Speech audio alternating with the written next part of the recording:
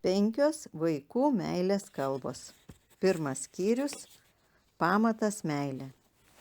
Denis ir Brenda negalėjo suvokti, kas atsitiko jų 8-mečiui sūnui Benui. Jis buvo didesnių nei vidutinius gabumų mokinys, atlikdavo namų užduotis, tačiau šiais metais mokėsi blogai. Mokytojai liepus atlikti pratimą, jis prašydavo paaiškinti dar kartą. Benas prieidavo prie mokytojo stalo 8 kartus per dieną, prašydamas tolesnių nurodymų. Ar tai buvo dėl pablogėjusios Beno klausos, ar nesugebėjimo suvokti. Tėvai nuvedė Beną ištirti jo klausą, o mokyklos psichologas atliko suvokimo testą. Berniukas turėjo normalią klausą ir trečiokui būdingus protinius sugebėjimus. Tėvus stebino ir kitos sūnaus problemos. Kartais Beno elgesys atrodydavo nedraugiškas. Mokytoja priešpiečius valgydavo kartu su savo 3 klasės auklėtiniais, kaskart prisėsdama vis prie kito vaiko. Tačiau Benas kartais nustumdavo kitus į šalį, kad pats būtų arčiau mokytojos. Pertraukų metu jis palikdavo draugus, vos tik aikštelėje pasirodydavo mokytoja. Benas bėgdavo prie jos. Paklausdavo, ką nors nereikšminga ir vengdavo kitų vaikų. Jeigu žaidime dalyvaudavo ir mokytoja, Benas stengdavosi sugriebti jos ranką. Berniuko tėvai jau 3 kartus buvo susitikę su mokytoja, bet net nei jie negalėjo išvelgti tokio elgesio priežasčių. Buvęs savarankiškas ir laimingas 1 ir 2 klasėje, dabar Benas atrodo tapo priklausomas ir toks jo elgesys buvo nepaaiškinamas. Jis ėmė vis labiau nesutarti su vyresnėja sesute, nors tėvai manė, kad tai tik tam tikras pereinamasis laikotarpis. Kai ši pora apsilankė mano seminare brandžios santuokos link ir papasakojo apie Beną, jie nerimavo, ar tik jų namuose neauga maištininkas. Daktare Čapmanai, mes žinome, jog šis seminaras skirtas santuokos problemoms ir galbūt mūsų klausimai bus ne vietoje, pasakė Brenda. Bet mudu su Deniu pamanėme, kad jūs galėtumėte parodyti mums išeitį. Tada ji nupasakojo besikeičianti Beno elgesį. Paklausiau, ar jų pačių gyvenimo būdas nepasikeitė per šios metus? Denis pasakojo, kad dienomis dirba pardavėjų, 2 vakarus per savaitę dirba pagal iškvietimus, bet likusius vakarus būna namuose. Tuo laiku jis tvarko dokumentus ir šiek tiek žiūri televizorių. Savaitgaliais eidamas stebėti futbolo rungtynių dažnai pasiimdavo ir Beną. Bet jau metai laiko to nedaro. Labai jau didelis tempas, aš verčiau stebiu rungtynės per televizorių. O kaip jūs, Brenda, paklausiau, ar kas nors pasikeitė jūsų gyvenime per pastaruosius keletą mėnesių? Taip, atsakė ji. Paskutinius 3 metų, kai Benas lankė vaikų darželį, dirbau ne visą darbo dieną, bet šiemet įsidarbinau visai dienai, todėl į namus grįžtu vėliau nei paprastai. Tiesą sakant, iš mokyklos Beną paima senelis ir apie 1,5 valandos berniukas būna pas senelius, kol išsivedu jį namo. Tais vakarais, kai Denis būna išvykęs, mudu su Benu paprastai vakarieniaujame pas mano tėvus, o po to grįžtame namo. Buvo jau laikas pradėti seminarą, bet aš pajutau, kad imu suprasti, kas vyksta Beno vidinėme pasaulyje. Todėl jo tėvams pasiūliau, aš kalbėsiu apie santuoką, bet noriu, kad jūs abu pagalvotumėte, kaip principus, apie kuriuos kalbėsiu, būtų galima pritaikyti jūsų santykiams su sūnumi. Pasibaigus seminarui norėčiau sužinoti, kokias padarėte išvadas. Jie atrodė truputį išsigandę, kad aš baigiau pokalbį nieko nepasiūlęs, bet abu buvo pasiruošę sutikti su mano prašymu. Kai seminaras vykęs Rasine, Viskonsino valstijoje baigėsi ir jo dalyviai skirstėsi, prie manęs atskubėjo Denis ir Brenda. Jie atrodė tarsi ką tik padarė atradimą. Daktare Čapmanai, mes manome, jog įžvelgėme kai ką, kas vyksta su Benu. Tarė Brenda, kai jūs kalbėjote apie 5 meilės kalbas, mudu nutarėme, kad pagrindinė Beno kalba yra kartu su juo praleistas laikas. Apžvelgę paskutiniuosius 4 ar 5 mėnesius pamatėme, jog kaip niekad sūnui skiriame mažai laiko. Kai dirbau ne visą darbo dieną, paimdavau Beną kasdien iš mokyklos. Pakeliu į namus mudu paprastai ką nors nuveikdavome. Tarkim, sugalvodavome priežastį stabtelėti parke arba kur nors užkrimsti. Kai grįždavome į namus, Benas imdavosi mokyklos užduočių. Po vakarienės mes dažnai žaisdavome kartu, ypač tais vakarais, kai Denio nebūdavo namie. Viskas pasikeitė nuo tada, kai pradėjau dirbti. Ir aš suprantu, kad praleidžiu daug mažiau laiko su sūnumi. Aš pažvelgiau į Denį.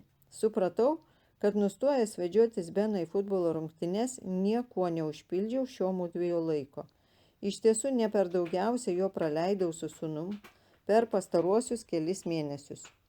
Prisipažino Denis. Man atrodo, kad jūs supratote keletą tikrai svarbių dalykų apie Beno emocinės reikmes, pasakiau jiems. Jeigu patenkinsite jo meilės poreikį, manau, turėsite gerą galimybę pamatyti, kaip pasikeis jo elgesys. Pasiūliau keletą pagrindinių būdų, kaip išreikšti meilę, leidžiant laiką kartu, ir paraginau Denį įtraukti į savo dienotvarkę laiką skirtą Benui. Brendą paskatinau ieškoti būdų, kaip užsiimti tais dalykais, kurių kažkada jie su Benu prisigalvodavo, kai jis dirbo nepilną darbo dieną. Abu tėvai atrodė pasiryžę paversti veiksmais tai, ką suprato. Gali prireikti į šią veiklą įtraukti ir daugiau ko, pasakiau aš, bet jei skirsite Benui daugiau laiko, o vėliau po truputį imsite bendrauti kitomis 4 meilės kalbomis, manau, pastebėsite, kad labai keičiasi jo elgesys. Mes atsisveikinome. Nuo to laiko negavau nė vieno laiško iš Denio ir Brendos ir atvirai pasakius pamiršau juos. Praėjus 2 metams vėl nuvykau Viskonsiną vesti kito seminaro. Jie atėjo į jį ir priminė mūsų pokalbį. Abu šypsojosi. Mes apsikabinome, jie mane pristatė savo draugams, kuriuos pakvietė į seminarą. Papasakokite apie Beną, paprašiau. Jie abu nusišypsojo ir pasakė, Benas laikosi puikiai. Daug kartų norėjome jums parašyti, bet taip ir neprisiruošėme. Grįžome anuomet namo ir ėmėme daryti tai, ką patarėte. Keletą mėnesių sąmoningai skiriame labai daug laiko Benui. Po 2 ar 3 savaičių iš tikrųjų pamatėme, kad labai pasikeitė Beno elgesys mokykloje. Mokytoja paprašė vėl susitikti. Mes baiminomės, tačiau šįkart ji norėjo paklausti, ką mes padarėme, kad sūnus taip pasikeitė. Mokytoja papasakojo jiems, kad Benas liovėsi blogai elgęsis, nebestumdė vaikų nuo jos valgykloje, nebevaikščiojo pirmyn atgal prie jo stalo, uždavinėdamas begalę klausimų. Tada Brenda paaiškino, kad jiedu su vyru pradėjo bendrauti su Benu jo meilės kalba. Išklausę seminarą, mes papasakojome jai, kaip ėmėme skirti Benui didžiulės laiko dozes, sakė Brenda. Ši pora išmoko sūnui suprantamą meilės kalbą pasakyti, aš myliu tave. Toji istorija paskatino mane parašyti šią knygą. Mano pirmoje knygoje apie meilės kalbas rašoma, kaip sutuoktinis pasijunta mylimas, kai kalbama pagrindinė jo meilės kalba. Knygoje 5 sutuoktinių meilės kalbos, vienas skyrius yra apie tai, kaip atpažinti savo vaiko pagrindinę meilės kalbą. Dabar kartu su Rosu Kembelu panagrinėsime, kaip tos 5 meilės kalbos gali padėti jūsų vaikui jaustis mylimam. Tai, kad kalbėsite savo vaiko pagrindinę meilės kalbą, nereiškia, jog jis nepradės maištauti vėliau. Tai reiškia, kad vaikas žinos, jog jį mylite. Ir tas žinojimas suteiks jam daugiau saugumo bei vilties. O jums padės išauklėti sūnų ar dukrą atsakingų suaugusių žmogumi. Meilė yra pamatas. Vaikų auklėjimas priklauso nuo meilės santykių tarp jų ir tėvų. Negerai, jei į vaiko meilės poreikį neatsakoma. Tik tas, kuris jaučiasi nuoširdžiai ir rūpestingai mylimas, leisis nesunkiai auklėjamas. Gal jūs išties mylite savo vaiką? Bet jeigu jis to nejaučia, nejaugi nebendraujate su juo tą meilės kalba, kuri perduotų jūsų meilę. jis nesijaus mylimas. Emocijų rezervuaro pripildymas. Kalbėdami su vaiku jo meilės kalba, jūs pripildote jo emocijų rezervuarą. Kai mažasis jaučiasi mylimas, daug lengviau jį drausminti ir lavinti nei tada, kai tasai jo rezervuaras baigia ištuštėti. Kiekvienas vaikas turi emocijų rezervuarą, emocinio pajėgumo saugyklą, iš kurios jis tarsi kūro semiasi stiprybės turtingomis iššūkių vaikystės ir paauglystės dienomis. Kai automobiliai juda tik dėl degalų kūro bake, taip ir mūsų vaikai varomi kūrų iš savo emocijų bako. Mes privalome pripilti kūro į vaikų emocijų bakus, idant jie galėtų veikti panaudodami visą savo potencialą. Tad kogi pripilsime į šiuos bakus? Žinoma, kad meilės, bet tikros meilės, kuri įgalins vaikus tinkamai augti ir bręsti. Savo vaikų emocijų rezervuarus turime pripildyti besąlygiškos meilės, nes tikra meilė visada yra tokia. Mylėti be išlygų tai mylėti visiškai, priimti ir pripažinti vaiką tokį, koks jis yra, o ne už tai, ką daro. Nesvarbu, ką jis daro ar nedaro, tėvai vis tiek jį myli. Gaila, bet dažnai jie myli su išlygomis. Tokia meilė remiasi kažkuo kitu, ne tuo, kad jų vaikai tiesiog yra. Sąlygiška meilė paremta darbais ir dažnai susijusi su auklėjimo priemonėmis, kai vaikui atlyginama dovanomis ir privilegijomis už tai, kad jis elgiasi ar atlieka, ko nori suaugusieji. Žinoma, būtina lavinti ir drausminti savo vaikus, bet tik tada, kai jų emocijų rezervuarai yra sklidini, į juos galima įpilti tik aukščiausios rūšies degalus, besąlygišką meilę. Mūsų vaikų rezervuarai laukia pripildomi ir papildomai nuolat, nes ir eikvojami yra nuolat. Tik besąlygiška meilė gali apsaugoti nuo nuoskaudų, nuo jausmo, kad esi nemylimas, nuo kaltės, baimės ir nesaugumo. Tik besąlygiškai mylėdami savo vaikus galėsime juos labiau suprasti ir koreguoti jų elgesį gerą ar blogą. Molė užaugo šeimoje turinčioje kuklias pajamas. Jos tėtis įsidarbino kaiminystėje, o mama prižiūrėjo namus ir turėjo šiokį tokį darbą, kuriame būdavo ne visą dieną. Abu mergaitės tėvai sunkiai dirbo, didžiavosi savo namais ir šeima. Molės tėvelis ruošdavo vakarienę, vėliau jie su dukrele kartu plaudavo indus. Šeštadienis būdavo skiriamas namų ruošos darbams, o vakare šeima skanaudavo dešrainius ar mėsainius. Sekmadienio rytais visi eidavo į bažnyčią, o vakarais laiką leisdavo su giminaičiais. Kai Molė ir jos broliukas buvo maži, tėveliai jiems beveik kasdien ką nors paskaitydavo. Dabar jie jau abu lankė mokyklą ir tėveliai ragino juos mokytis. Norėjo, kad abu vaikai mokytųsi koledže, nors patys tokios galimybės niekada neturėjo. Žemesnėse klasėse viena iš Molės draugių buvo Stefani. Abi mergaitės lankė daugiausia tas pačias pamokas ir dažnai kartu valgydavo priešpiečius. Bet jos nevaikščiojo viena pas kitą į namus. Jeigu būtų taip dariusios, būtų pamačiusios didžiulių skirtumų. Stefani tėtis buvo sėkmingas verslininkas, gausiai aprūpinanti šeimą. Didžiąją laiko dalį jo nebūdavo namuose. Stefani mama buvo slaugė. Brolis mokėsi kitame mieste, privačioje mokykloje. Tėvai 3 metams buvo išsiuntę ir Stefani į internatinę mokyklą, kol galiausiai jį išprašė tėvų leisti jį lankyti bendrojo lavinimo mokyklą. Kadangi tėtis dažnai išvykdavo, o mama ilgai dirbdavo, šeima paprastai pietaudavo ne namuose. Iki 9 klasės Molė ir Stefani buvo geros draugės. Vėliau Stefani išvyko į paruošiamąją koledžo mokyklą, esančią netoli jos senelių namų. Pirmosius metus mergaitės rašė viena kitai laiškus. Vėliau Stefani ėmė susitikinėti su vaikinu, vis rečiau rašė draugiai laiškus.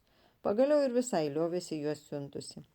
Molė užmezgė kitų draugysčių, vėliau pradėjo draugauti su vaikinu, kuris perėjo į jos mokyklą. Po to, kai Stefani šeima išsikraustė kitur, Molė daugiau iš jos negirdėjo jokių žinių, o ir išgirdusi būtų nuliūdusi. Po to, kai Stephanie ištekėjo ir pagimdė vaikelį, ją suėmė už prekybą narkotikais. Paskui keletą metų jį praleido kalėjime, o tuo metu ją paliko vyras. Priešingai susiklostė Molės gyvenimas, ji laimingai ištekėjo ir augino 2 vaikus. Kas lėmė taip skirtingai nusisekusios 2 vaikystės draugių gyvenimus? Nors negalime atsakyti tiksliai, viena iš priežasčių galime įžvelgti. Tai, ką Stephanie kartą pasakė savo gydytojai. Niekada nesijaučiau tėvų mylima. Pirmą kartą pabandžiau narkotikų dėl to, kad norėjau būti mėgstama savo draugių. Sakydama tai, mergina ne tiek bandė apkaltinti tėvus, kiek suprasti save. Ar pastebėjote, ką pasakė Stephanie? Ne tai, kad tėvai nemylėjo juos, bet kad ji nesijautė mylima. Didžioji dauguma tėvų myli savo vaikus ir nori, kad jie jaustųsi mylimi, bet nedaugelis žino, kaip adekvačiai išreikšti šį jausmą. Tik išmokę besąlygiškai mylėti, jie leis pajusti vaikams, kaip stipriai ir iš tiesų juos myli. Kaip vaikas pasijunta mylimas? Šiuolaikinėje visuomenėje užauginti emociškai sveikus vaikus darosi vis sunkiau. Šiandien paplitęs narkotikų vartojimas gąsdina didžiąją dalį tėvų. Švietimo sistema yra tokios būklės, kad daugelis imasi patys mokyti vaikus namuose arba leidžia juos į privačias mokyklas. Daugelį didmiesčių ir miestelių viešpataujantis smurtas verčia tėvus nuogąstauti, ar jų vaikai sulauks brandaus amžiaus. Būtent tokioje realybėje mes sakome tėvams vilties žodžius. Norime, kad jūs mėgautumėtės meilės santykiai su savo vaikais. Šioje knygoje pagrindinį dėmesį skiriame vienam ypač svarbiam tėvystės aspektui – vaiko meilės poreikio patenkinimui. Jei vaikai jaus, kad yra nuoširdžiai tėvų mylimi, jie noriau klausys tėvų ir motinos patarimų visose savo gyvenimo srityse. Šią knygą parašėme norėdami padėti jums atiduoti vaikams daugiau meilės, kurią jaučiate. Taip ir atsitiks, kai bendrausite tą meilės kalbą, kurią jie supranta ir gali jums atsakyti. Kad vaikas pajustų meilę, privalome kalbėti jo unikalia meilės kalba. Kiekvienas savotiškai ir priima meilę. Yra 5 pagrindiniai būdai, kuriais vaikai, o iš tiesų ir suaugusieji, kalba ir supranta meilės emocijas. Tai fizinis prisilietimas, padrąsinimas, kartu leidžiamas laikas, dovanos ir paslaugos. Jeigu jūsų šeimoje yra keletas vaikų, galimas daiktas jie bendrauja skirtingomis kalbomis, nes būdami skirtingos asmenybės ir meilę supranta kiekvienas kitaip. Paprastai, jei yra 2 vaikai, juos reikia mylėti skirtingais būdais. Meilės tipas, kad ir kas būtų. Nesvarbu, kokia meilės kalba jūsų vaikas supranta geriausiai, jam reikia, kad meilė būtų išreikšta tik vienaip, besąlygiškai. Meilė be išlygų yra kelrodė šviesa, apšviečianti tamsą ir padedanti mums tėvams suprasti, kuo esame ir ką turime daryti, kol auklėjame savo atžalas. Tėvystė be jokios meilės vaikus glumina ir išmuša iš vėžių. Prieš pradėdami aptarinėti 5 meilės kalbas, pamastykime apie besąlygiškos meilės prigimtį ir svarbą. Geriausiai besąlygišką meilę apibūdina tai, kaip ji veikia. Ji parodo vaikui, jog yra mylimas, kad ir kas būtų. Mes mylime vaiką neatsižvelgdami, kaip jis atrodo, ką sugeba ir kokių turi trūkumų, nepaisant, ko mes tikimės iš jo ir kas užvis sunkiausia, neatsižvelgdami, kaip jis elgiasi. Tai nereiškia, kad mums patinka bet koks jo elgesys. Duodame ir rodome vaikui meilę visą laiką, net kai jis elgiasi blogai. Ar tai panašu į nuolaidžiavimą? Ne. Veikiau tai darymas to, ką reikia daryti pirmiausia. Turime pripildyti vaiko emocinį rezervuarą, prieš imdamiesi bet kokio veiksmingo auklėjimo ar drausminimo. Turėdamas tą rezervuarą pilną meilės, Vaikas į tėvų auklėjimo metodus reaguos be nuoskaudos. Kai kurie žmonės baiminasi, kad tai gali sugadinti vaiką. Bet čia nesusipratimas. Nė vienam nebus per daug sveikos besąlygiškos meilės. Vaiką gali sugadinti auklėjimo stoka, netinkamas auklėjimas arba netinkamai perteikiama meilė. Tikra besąlygiška meilė niekada jo neišlepins, nes neįmanoma, kad tėvai duotų jos per daug. Šie principai gali būti jums sunkiai suvokiami, nes prieštarauja tam, ką anksčiau manėte esant teisinga. Jeigu taip yra, jums galbūt bus nelengva pasiūlyti savo vaikams besąlygišką meilę. Tačiau, kai praktikoje pamatysite jos naudingumą, jums bus lengviau tai daryti. Prašom pamastyti apie tai ir daryti, kas geriausia vaikui. Žinokite, kad patirdami jūsų meilę vaikai gerai sutars su aplinkiniais ir bus laimingi. Jie labai skirsis nuo nesaugių, piktų, uždarų ir nesubrendusių žmonių. Jeigu dar taip nemylėjote vaikų, iš pradžių jums gali pasirodyti sunku. Bet praktikuodami besąlygišką meilę pamatysite nuostabius padarinius. Net bendraudami su kitais tapsite vis labiau duodantis ir mylintis žmogus. Nė vienas nesame tobulas, todėl negalite ir iš savęs tikėtis, kad visą laiką mylėsite besąlygiškai. Bet artėdami prie šio tikslo pastebėsite, jog jūsų sugebėjimas mylėti, kad ir kas būtų, tampa pastebimesnis. Galbūt jums pasirodys naudinga dažniau prisiminti keletą akivaizdžių tiesų apie vaikus. Pirma, jie yra vaikai. Antra, jiems būdinga elgtis kaip vaikams. Trečia, dažniausiai vaikiškas elgesys būna nemalonus. Ketvirta, jeigu aš atliksiu savo kaip tėvo pareigą ir mylėsiu juos nepaisydamas jų vaikiško elgesio, jis bręs ir liausis vaikiškai elgtis. Penkta, jeigu mylėsiu juos tik tada, kai jie man įtiks, sąlygiška meilė. Vaikai nesijaus iš tikrųjų mylimi. Tai griaus jų gerą savo įvaizdį, vers jaustis nesaugiai ir trukdys siekti didesnės savikontrolės bei brandesnio elgesio. Taigi, vaikų raida ir elgesys yra tiek jų, tiek mano atsakomybės reikalas. Šešta, jeigu mylėsiu tik tada, kai jie patenkins mano prašymus arba lūkesčius, mažieji jausis nemokšos ir patikės to, jog neverta labai stengtis, nes niekada jų tų pastangų nepakaks.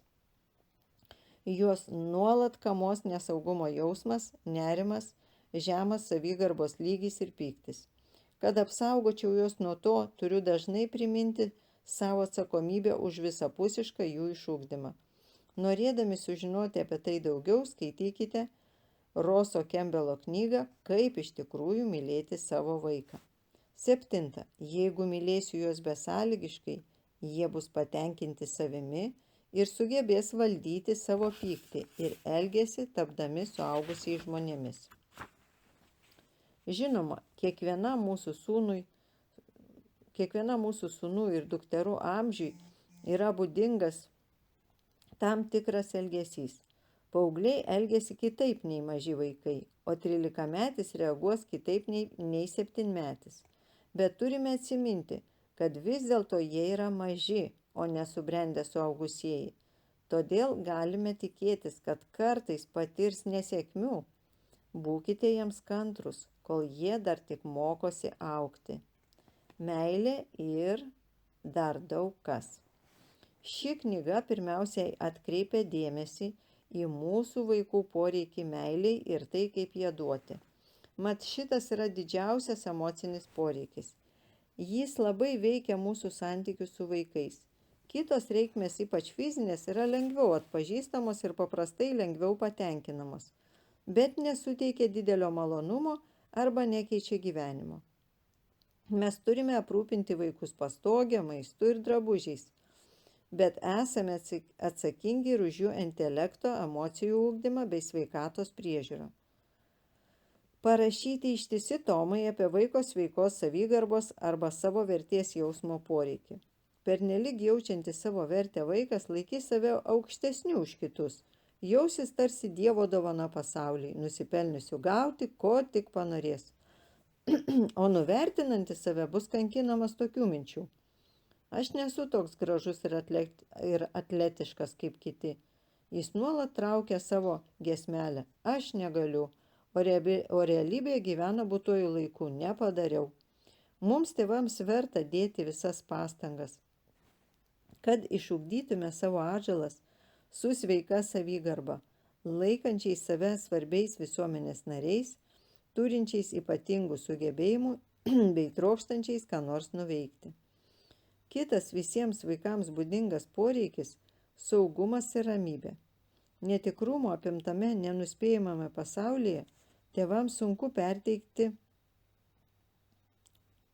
vaikams saugumo pojūtį. Vis daugiau kas išgirsta iš sūnaus ar dukters klausimą: ar nepaliksi manęs? Liūdna tiesa, kad jų draugus tėvai paliko. Jeigu vienas iš tėvų šeimoje nebegyvena, vaikas gali jausti baimę, kad ir kitas išeis. Vaikui reikia išsiugdyti sugebėjimą bendrauti, kad visus žmonės vertintų kaip vienodai brangius ir galėtų draugauti, palaikydamas subalansuotą davimo ir gavimo santykį.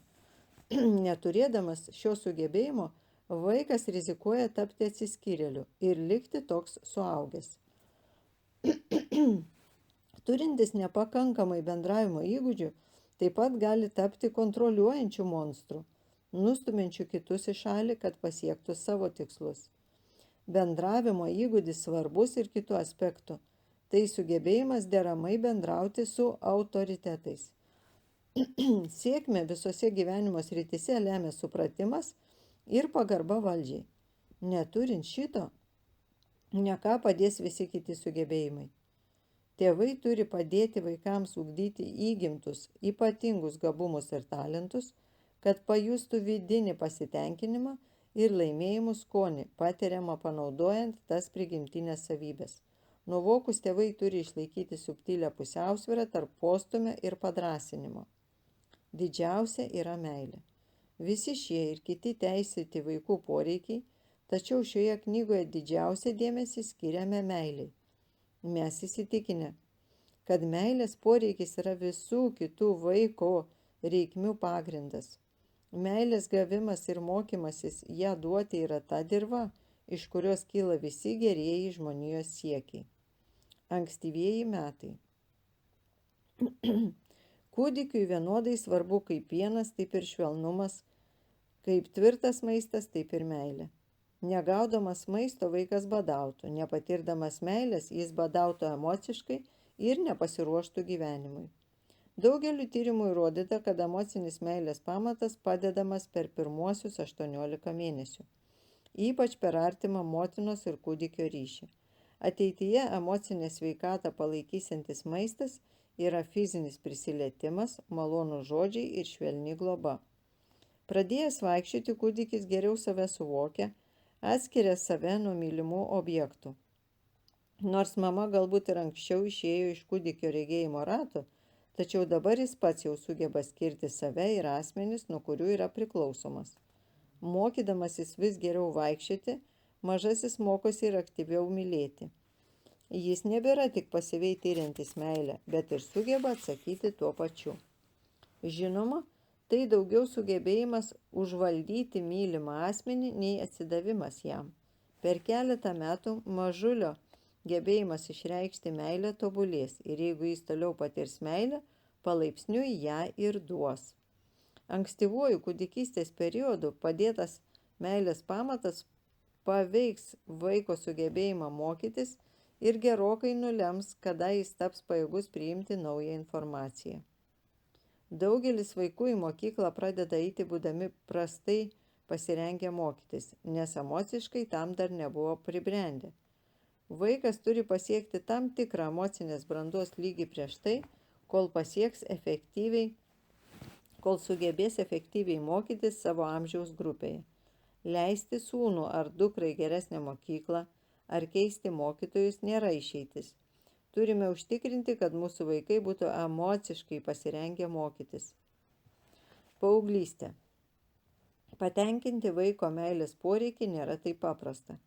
kaip gali atrodyti ir ypač prasidėjus paauglystei. Jos pavojai gerokai bauginantis. Įžengiantis į šį laikotarpį vaikas su tuščiu emociniu rezervuaru yra ypač neapsaugotas nuo paauglystės amžiui būdingų problemų. Vaikai, kurie auga mylimi tik sąlygišką meilę ir patys išmoksta taip mylėti. Tapę paaugliais dažnai jie manipuliuoja tėvais ir juos kontroliuoja. Kai nepataikaujama, jie varo tėvus į neviltį. Tai pritrenkia suaugusiuosius, nes šie tikėjusi, kad jų paaugliai vaikai stengsis patikti. Tačiau šie paaugliai nemoka mylėti besąlygiškai. Šitas uždaras ratas žadina pyktį, nuoskaudas ir paauglių maištą. Meilė ir vaiko jausmai. Visų pirma, vaikai yra emocinės būtybės ir pirmasis jų pasaulio suvokimas yra emocinės kilmės. Keletas paskutinių studijų parodė, kad motinos emocinė būsena veikia vaisių darysčiose. Jis reaguoja į motinos pyktį arba laimės pojūtį. Augdami vaikai būna ypač jautrus tėvų emocinėms būsenoms. Pas mus Kembelus daugel kartų vaikai geriau suprato tėvą nei savo pačių jausmus. Dažnai vienas iš jų tiksliai nustatydavo, kaip aš jaučiuosi, kai tuo tarpu pats to nesuprasdavau. Dukra man būdavo pasako, dėl ko tai pyksti, tėti? Net ir nesuvokdamas, kad pykstu, aš liaudavausi, susimastydavau ir pamatydavau, kad tebesu susikrimtęs dėl to, kas nutiko dieną. Kitą kartą vienas iš vaikų ima ir paklausė, kodėl tu toks laimingas, tėveli? Iš kur žinai, kad aš labai džiaugiuosi? Irgi paklausiau jo, norėdamas sužinoti, ar nepadariau kokios nors užuominos. Kartą mūsų dukra Kerė atsakė, iš to, kad švilpau į linksmą melodiją, o aš net nejaučiau, kad švilpavau. Argi nenuostabūs vaikai? Jie tokie jautrus mūsų jausmams, štai kodėl jie taip gerai supranta savo rodomą meilę. Ir dėl tos pačios priežasties jie bijo mūsų pykčio. Vėliau pakalbėsime apie tai plačiau. Meilę privalome perduoti vaikams tą kalbą, kurią jie supranta. Pabėgęs iš namų paauglys įsitikinęs, jog niekas jo nemyli. Tokių pabėgėlių tėvai nekartą paprieštarautų. Myli savo vaikus ir galbūt taip yra. Tačiau nepavyko perduoti šios meilės. Tėvai virė valgę, skalbė drabužius, vežiojo automobiliu, suteikė galimybę mokytis ir ilsėtis.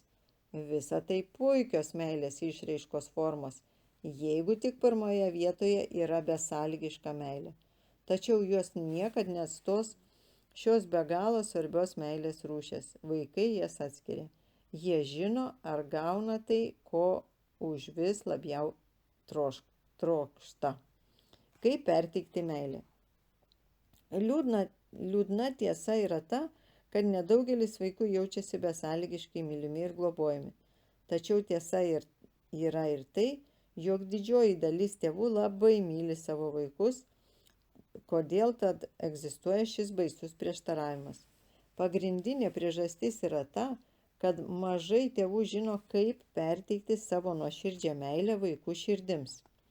Kai kurie įsitikinę, jog vien dėl to, kad myli savo vaikus, šie savaime tai žino.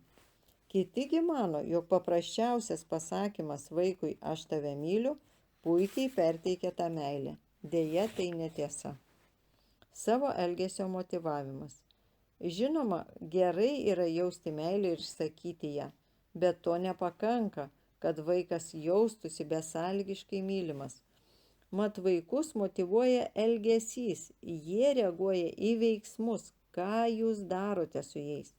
Taigi, kad pasiektumėte jų širdis, turite mylėti jiems suprantamų būdų, tai yra poelgiais. Toks būdas tėvams turi ir tam tikrų privalumų. Tarkim, po sunkios darbo dienos grįžęs namo esate prislėgtas ir neramus. Nesijaučiate labai jau mylys, bet galite elgtis meiliai, nes tai paprasta. Galite duoti meilę vaikams net tada, kai nenorite mylėti. Turbūt suabejojate, ar tai sąžininga ir ar vaikai nepermato jūsų kiaurai. Taip, jie šitai gali, nes labai jaučia emocijas. Jie žino, kada jūs nusiteikia mylėti ir vis dėlto jūsų meilę patiria iš poelgių. Ar nemanote, kad jie būna daug dėkingesni, kai sugebate būti mylintis, nepaisant kaip iš tiesų jaučiatės? Iš to, kaip su vaikais elgiatės, jie sprendžia, ką jūs jaučiate jiems. Būtent tai pasako apaštalas Jonas. Mano vaikeliai, nemylėkime žodžiu ar liežuviu, bet darbu ir tiesa. Jeigu pabandytumėte išvardyti visus būdus, kaip poelgiais mylėti vaiką, abejoju, ar prirašytumėte daugiau nei vieną puslapį. Tiesiog nėra tiek jau daug tų būdų ir tai yra gerai, nes jūs ir norite, kad būtų kuo paprasčiau. Kas iš tikrųjų svarbu, tai nuolat laikyti sklydinus vaikų meilės rezervuarus. Tiesiog prisiminkite, kad elgesiu išreikšta meilė gali būti skirstoma į fizinį prisilietimą, kartu praleistą laiką, dovanas, paslaugas ir padrąsinimo žodžius. Kaip kalbėti savo vaiko meilės kalba? Taigi yra 5 meilės kalbos ir jūsų vaikas tikriausiai turi vieną pagrindinę, kurią yra geriausia perteikti ją meilę. Kalbėdami šią kalbą jūs patenkinsite stipriausią meilės poreikį. Tai nereiškia, kad turite kalbėti tik pagrindinę meilės kalbą. Kad vaikų emocijų rezervuarai būtų pilni, reikia kalbėti su jais visomis 5 kalbomis. Tėvai turi išmokti visas tas kalbas, kitose 5 skyriuose pamokysime, kaip tai pasiekti. Vaikai gali priimti meilę visomis šiomis kalbomis. Vis dėlto dauguma turi pagrindinę meilės kalbą, tą, kuri jiems yra suprantamesnė už kitas. Jei norite veiksmingai patenkinti savo vaikų meilės poreikį, labai svarbu rasti jų pagrindinę meilės kalbą. Pradėdami 2 skyriumi, padėsime jums aptikti, kokiagi yra jūsų vaiko pagrindinė meilės kalba. Tik pirmą jūs įspėsime. Jeigu mažajam dar nėra 5 metų, nesitikėkite rasti jo pagrindinę meilės kalbą. Jūs negalite šito. Galbūt vaikas daro užuominas, tačiau jo meilės kalba retai būna aiški. Kalbėkite visomis 5 kalbomis. Švelnus prisilietimas, palaikymo žodžiai, vaikui skirtas laikas, dovanos, patarnavimas, visa tai kartu ir patenkins jo meilės poreikį. Jeigu tai bus ir vaikas tikrai jausis mylimas, jam bus daug lengviau mokytis ir reaguoti į kitus dalykus. Ši meilė susijusi su visomis kitomis vaiko reikmėmis. Ir kai ji ūgtelės, kalbėkite su juo visomis 5 kalbomis taip pat, nes tam, kad augtų, jam reikia viso šio 5, net jei jis vienos, kurios trokšta labiau. Kitas perspėjimas. Kai jau nustatysite vaiko meilės kalbą ir jis gaus tą meilę, kurios reikia, nemanykite, kad viskas jo gyvenime klostysis normaliai. Bus ir regreso, ir nesusipratimų. Bet jūsų vaiką, kaip ir gėlę, meilė veiks palankiai. Gavęs meilės vandens, jis žydės ir laimins pasaulį savo grožiu. Be meilės taps nuvytusią gėlę prašančią vandens. Kadangi jūs norite, kad vaikai subręstų, tai norėsite išreikšti jiems meilę visomis kalbomis ir ilgainiui išmokysite juos pačius tai daryti. Tai skirta ne tik jūsų vaikams, bet ir žmonėms, su kuriais jie gyvens ir bendraus. Vienas subrendusio žmogaus bruožų yra gebėjimas skleisti šilumą kitiems ir pačiam sulaukti supratimo visomis meilės kalbomis, fiziniu prisilietimu, kitam skirtų laiku, padrąsinimo žodžiais, dovanomis ir paslaugomu. Nedaug suaugusiųjų tai sugeba. Dauguma duoda ir priima meilę tik 1 ar 2 iš šių būdų. Jeigu nedarėte to anksčiau, turbūt pastebite, kad ir jūs keičiatės, vis geriau suprantate ir labiau gerinate savo santykius. Ilgainiui turėsite išties poliglotų šeimą. 2 skyrius – meilės kalba numeris 1 – fizinis prisilietimas. Samanta 5. Jo šeima neseniai atsikraustė į naują miestelį Sunkus buvo šie metai, reikėjo kraustytis į kitą vietovę ir susirasti naujų draugų. Senojoje mokykloje pažinojau visus ir mane visi pažinojo. Paklausta, ar jautėsi tėvų nemylima palikus seną mokyklą ir išvykus iš miestelio, Samanta atsakė: Ne, niekada nemaniau, jog tėvai tai padarė tyčia. Žinau, kad jie myli mane, nes visada apiberia bučiniais ir apkabina. Norėčiau, kad nebūtų reikėję išvažiuoti, bet žinau, kad tėvelio darbas yra svarbus. Samantos meilės kalba yra fizinis prisilietimas. Būtent tai jai byloja, kad mama ir tėtis ją myli. Apkabinimas ir bučiniai yra labiausiai įprastas išraiškos būdas šią meilės kalbą. Bet yra ir kitų. Štai tėtis išmeta į orą ir pagauna savo 1 metukų sūnų, pakėlęs nuo žemės suka ratu 7-metę dukrą, o šį juokiasi kiek išgali. Pasisodinusi ant kelių 3-metį mažylį, mama skaito jam pasaką. Tokia situacija nėra dažna, kaip galima pagalvoti. Studijos parodė, kad daugelis tėvų prisiliečia prie vaikų tik tada, kai būtina, rengdami ar nurengdami juos, sodindami automobilį arba neždami į lovą. Atrodo, kad daugelis nesupranta, kaip jų vaikams reikia prisilietimo ir kaip lengva tėvams būtų panaudoti jį tam, kad minėtasis emocijų rezervuaras nuolat pildytųsi besąlygiškos meilės. Fizinis prisilietimas – tai lengviausia besąlygiškos meilės kalba. Juk tam, kad prisiliestum prie vaiko, nereikalinga ypatinga proga ar dingstis. Tėvai nuolat turi galimybę perduoti meilę vaikams prisilietimu. Ši kalba ne vien apkabinimas ar bučinys, bet ir kuri nors kita fizinio kontakto forma. Net būdami užsiėmę, tėvai gali dažnai paliesti vaiko nugarą, ranką ar petį. Kai kurie daro tai gana atvirai, o kiti stengiasi neliesti vaikų. Toks apsiribojimas atsiranda dėl to, kad tėvai tiesiog neįsivaizduoja, koks yra jų elgesio pavyzdys, arba nežino, kaip jį pakeisti. Daugelis mielai mokosi parodyti meilę šiuo paprasčiausiu būdu. Fredas nerimavo dėl savo santykių su 4 metų dukrelė Džeinė, nes jis stumdavo jį nuo savęs ir atrodė, kad vengia būti su juo. Fredas buvo plačios širdies žmogus, bet labai santūrus ir paprastai jausmų nerodydavo. Jis visuomet jautėsi nepatogiai, reikšdamas emocijas fiziniu prisilietimu. Kadangi Fredas labai norėjo būti artimas su Džeinė, buvo pasiryžęs kažką keisti. Todėl pradėjo rodyti dukrai savo meilę, lengvai paliesdamas jos ranką, nugarą ir pečius. Pamažu jis ėmė daugiau naudoti šią meilės kalbą ir galiausiai apkabindavo ir pabučiuodavo savo brangią dukrytę visai nesivaržydamas. Fredui nebuvo lengva tai pasikeisti, bet tapęs atviresnis jis pamatė, kad Džeinei reikėjo ypač didelio tėvų dėmesio. Negaudama jo, mergaitė užsidegdavo pykčių tėvui. Fredas suprato, kaip jo dėmesio stoka galėjo pakenkti Džeinės santykiams su vyrais vėliau. Vaiko poreikis būti liečiamam. Fredas suprato, kokia stipri ši meilės kalba. Pastaraisiais metais daugelis tyrimų ir studijų pateikė tą pačią išvadą.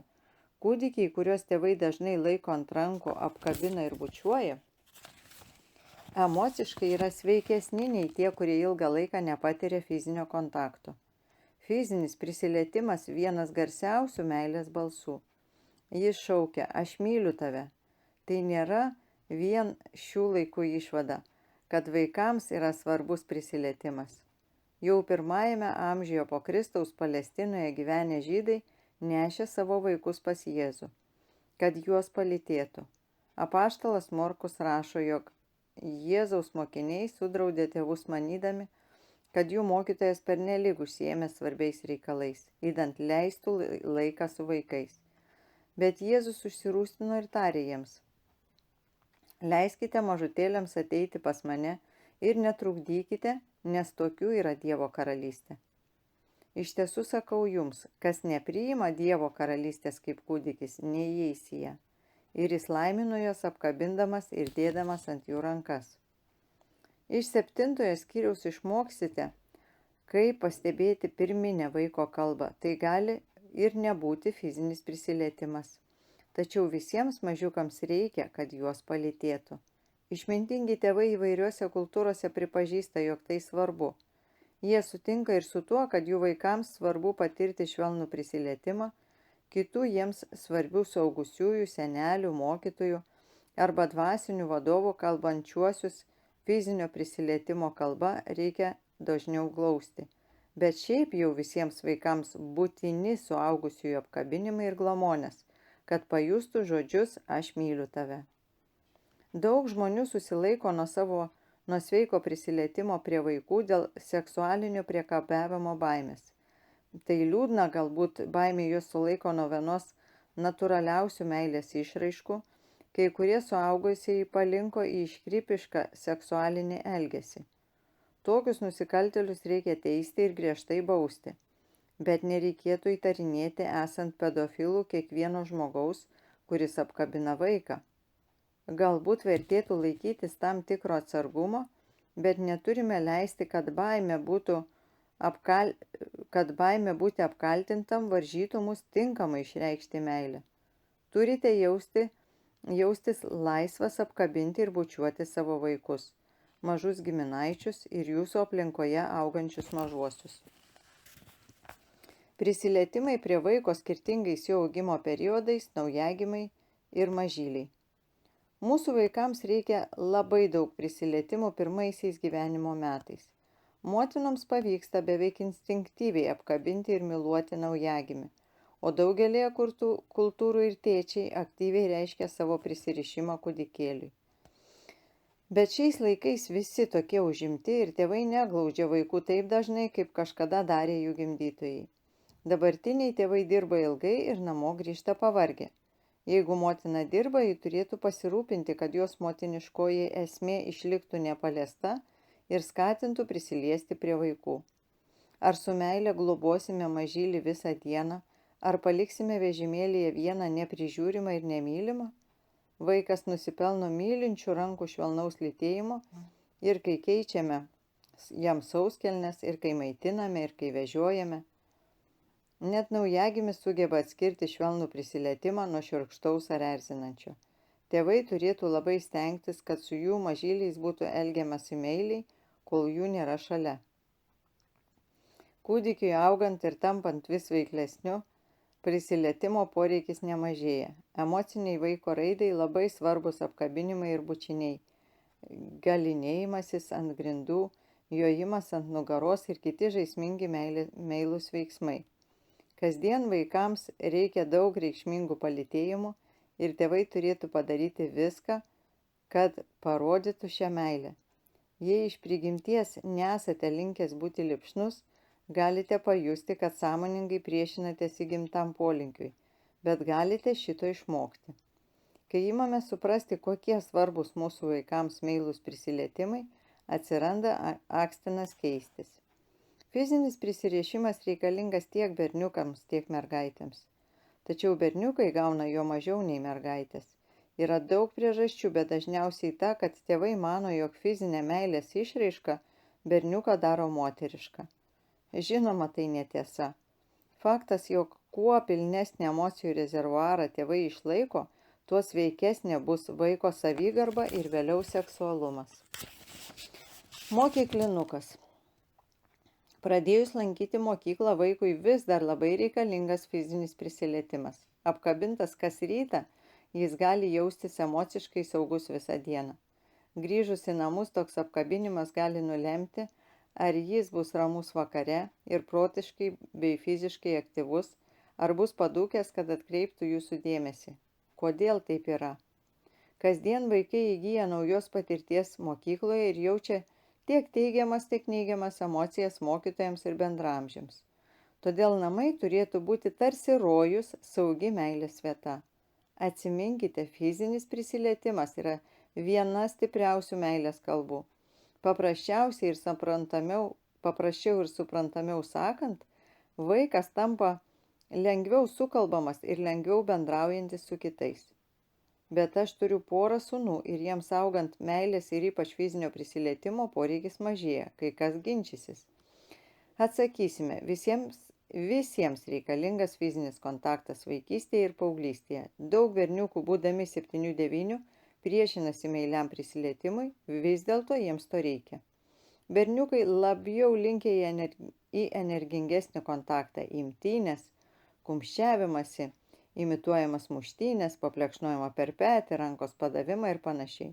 Mergaitėms irgi patinka tokio tipo fizinis prisilietimas, bet jos neneigia ir švelnesnio, nes atvirkščiai nei berniukai jos neišgyvena priešiškumo, meilumui laikotarpio. Šiuo amžiaus tarpsniu vaikai daug fizinių kontaktų patiria žaisdami žaidimus. Krepšinis ir futbolas yra kontaktinis sportas.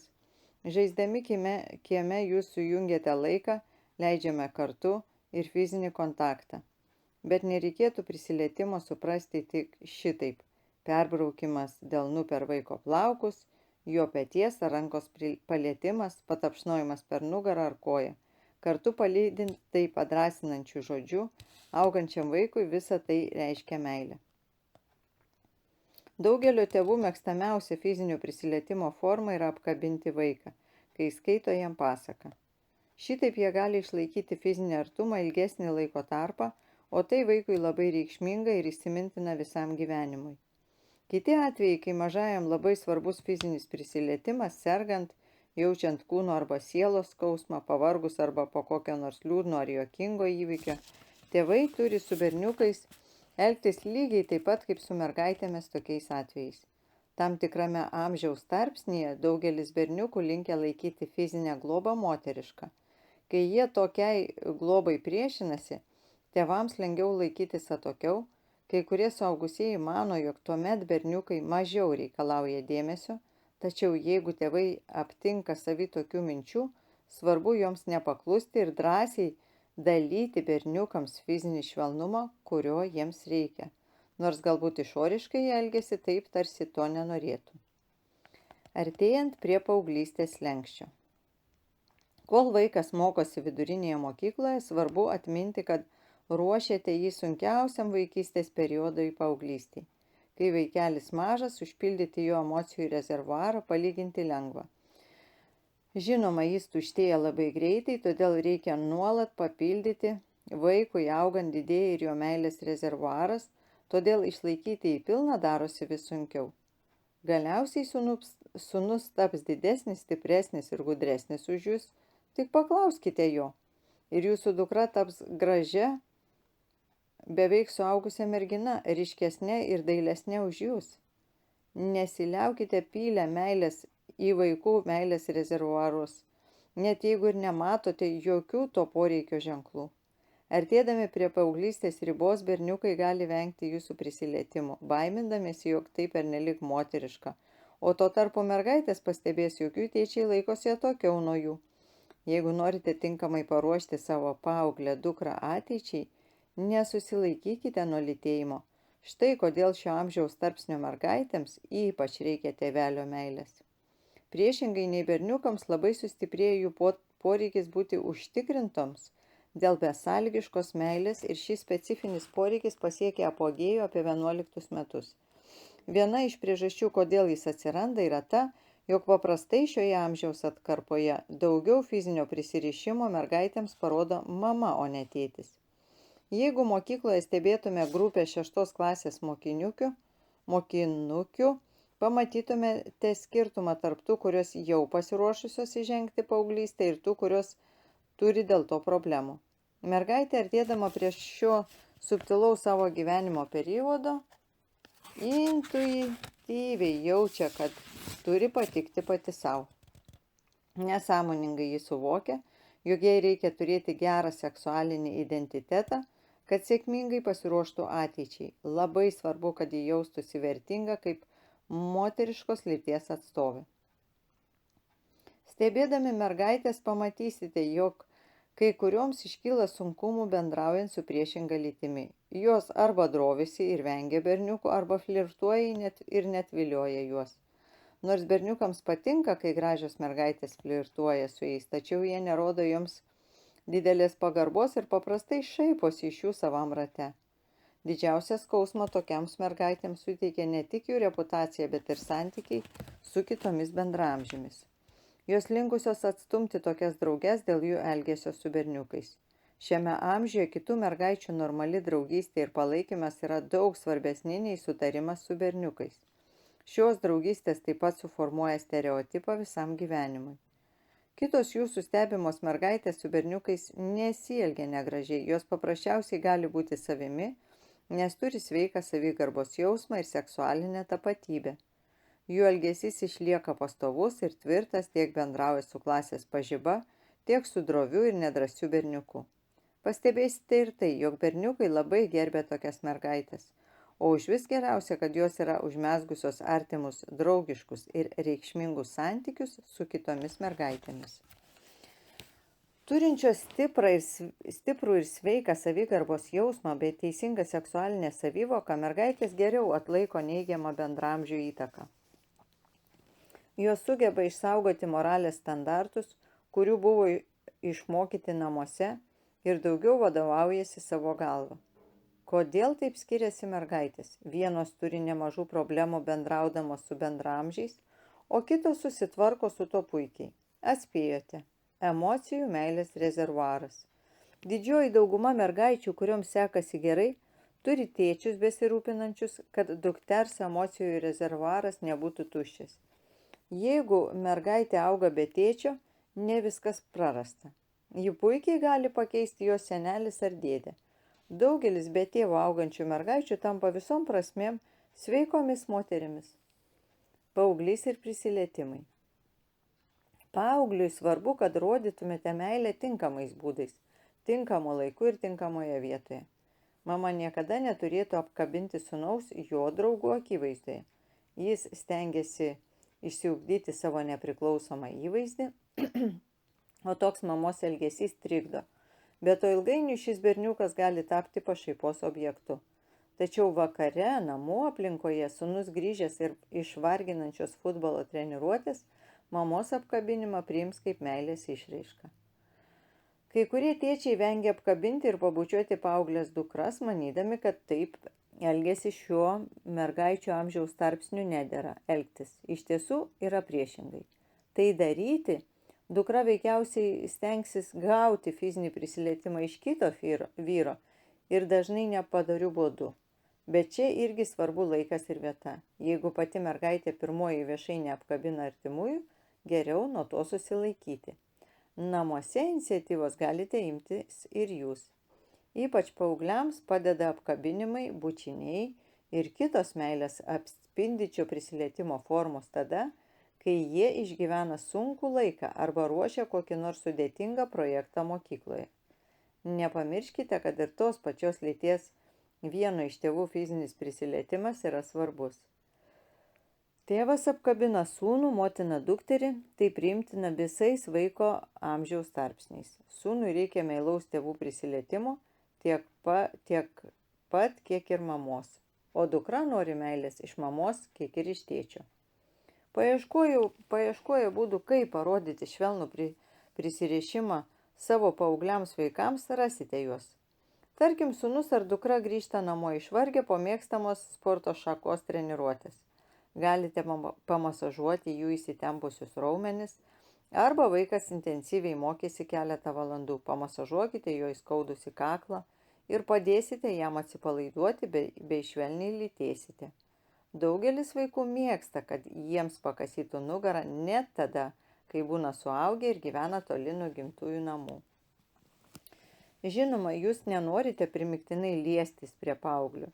Jeigu jis atsitraukia vengdamas jūsų glėbio ar žengteli atgal, kai prisiliečiate prie peties, nesistengite būtinai to padaryti.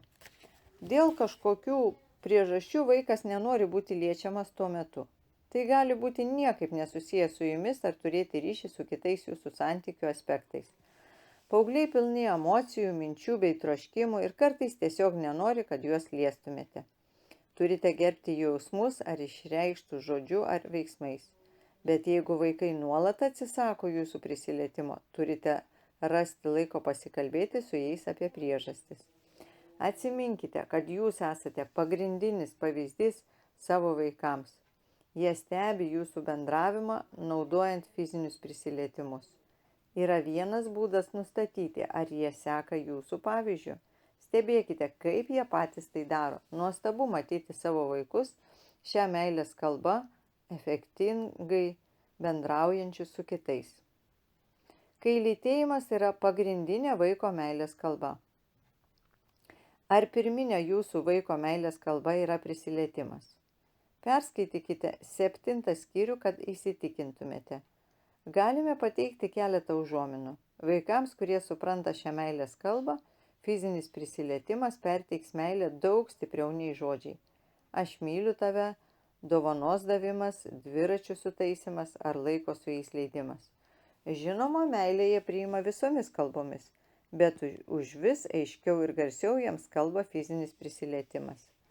Nesant apkabinimų, bučinių, patapšnojimų per nugarą ir kitų fizinių meilės išraiškos formų, šių vaikų meilės rezervuaras nebus sklidinas. Lytėjimą savo meilę šiems vaikams perteiksite garsiau ir aiškiau. Švelnus apkabinimas įrodo meilę kiekvienam, bet šiems vaikams jis tiesiog šauks apie ją. Antra vertus, panaudoja fizinę jėgą pykčiui ar priešiškumui išreikšti, juos smarkiai sužeisite.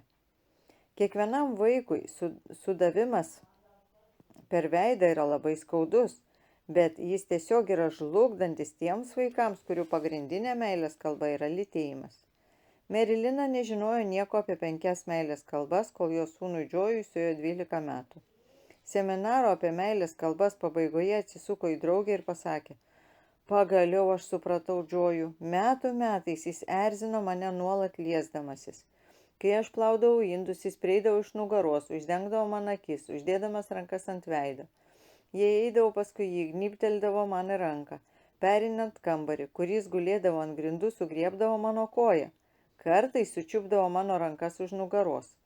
Jis mėgdavo suvelti mano plaukus, kai sėdėdavau ant sofos, nors jau nebedaro šito nuo tada, kai liepiau laikyti rankas toliau nuo mano plaukų.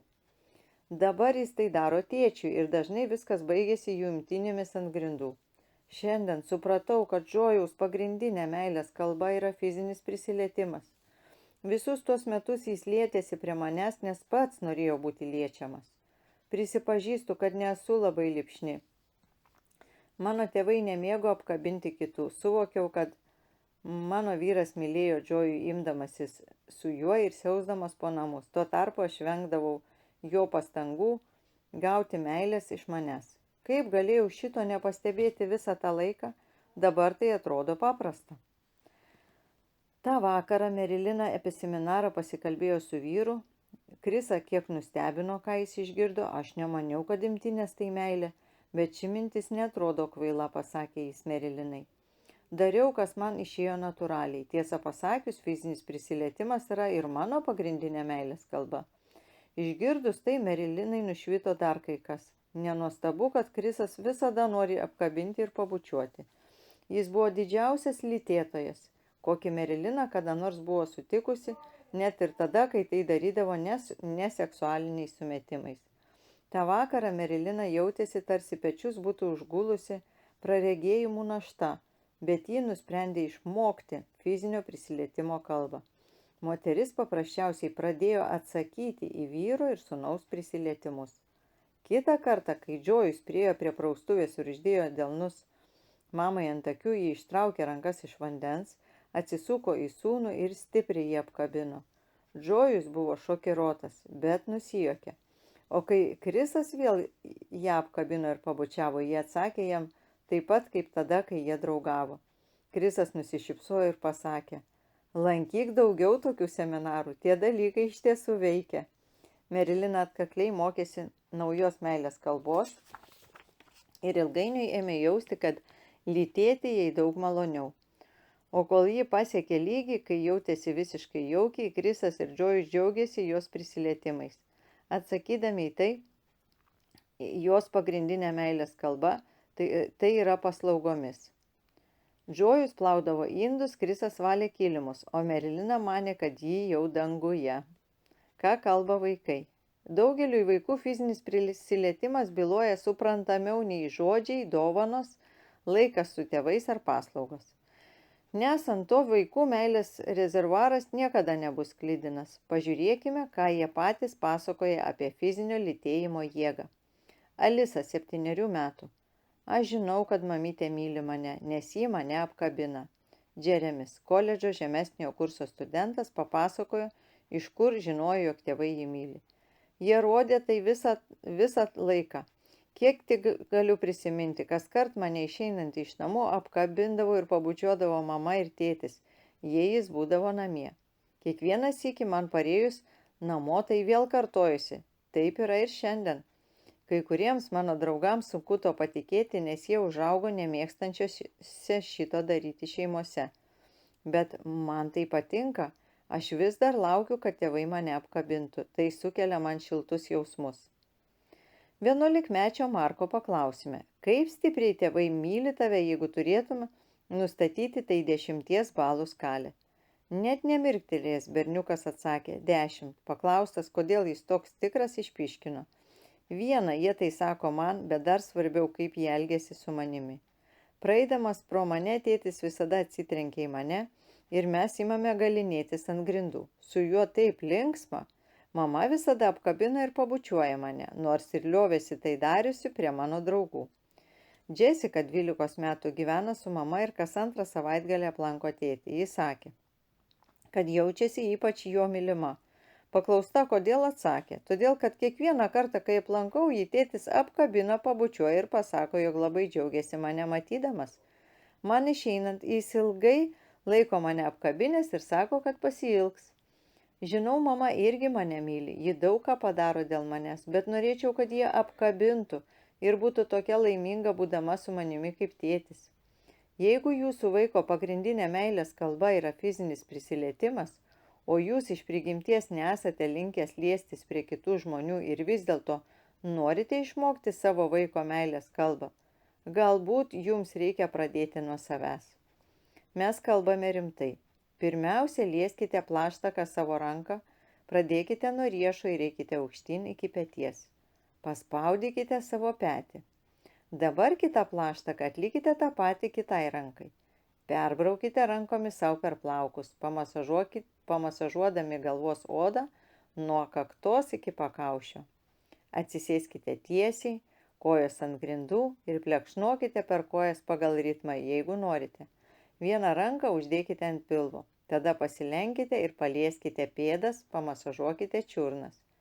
Atsisėskite ir pasakykite savo, aš atlikau tai, paliečiau save ir galiu lytėti savo vaiką.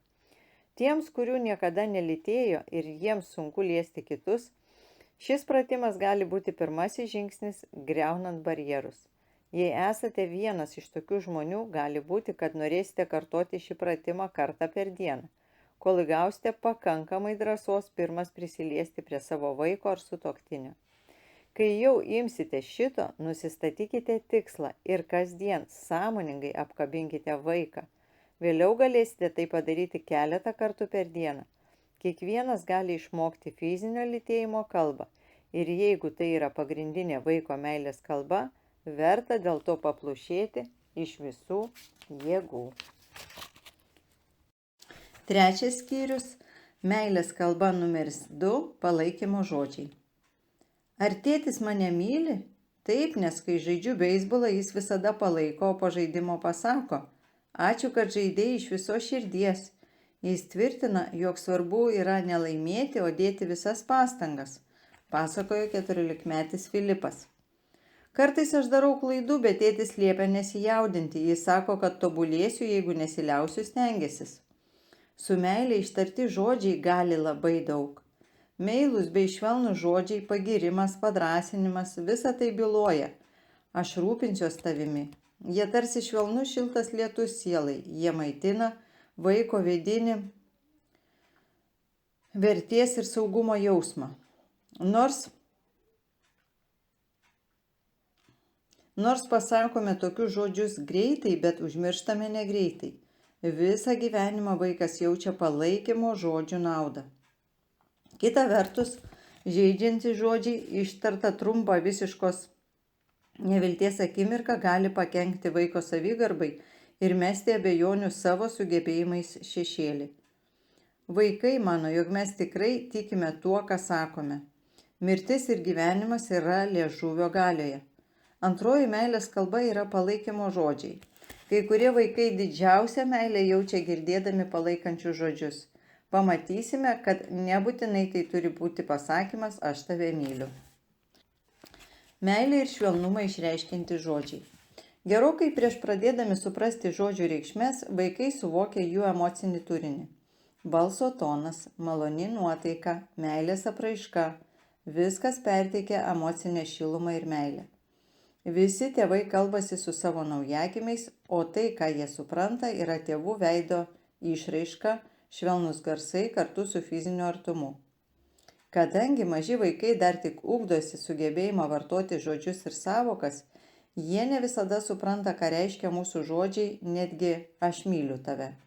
Meilė yra abstrakti sąvoka. Jie negali jos matyti, kaip mato žaislą ar knygą.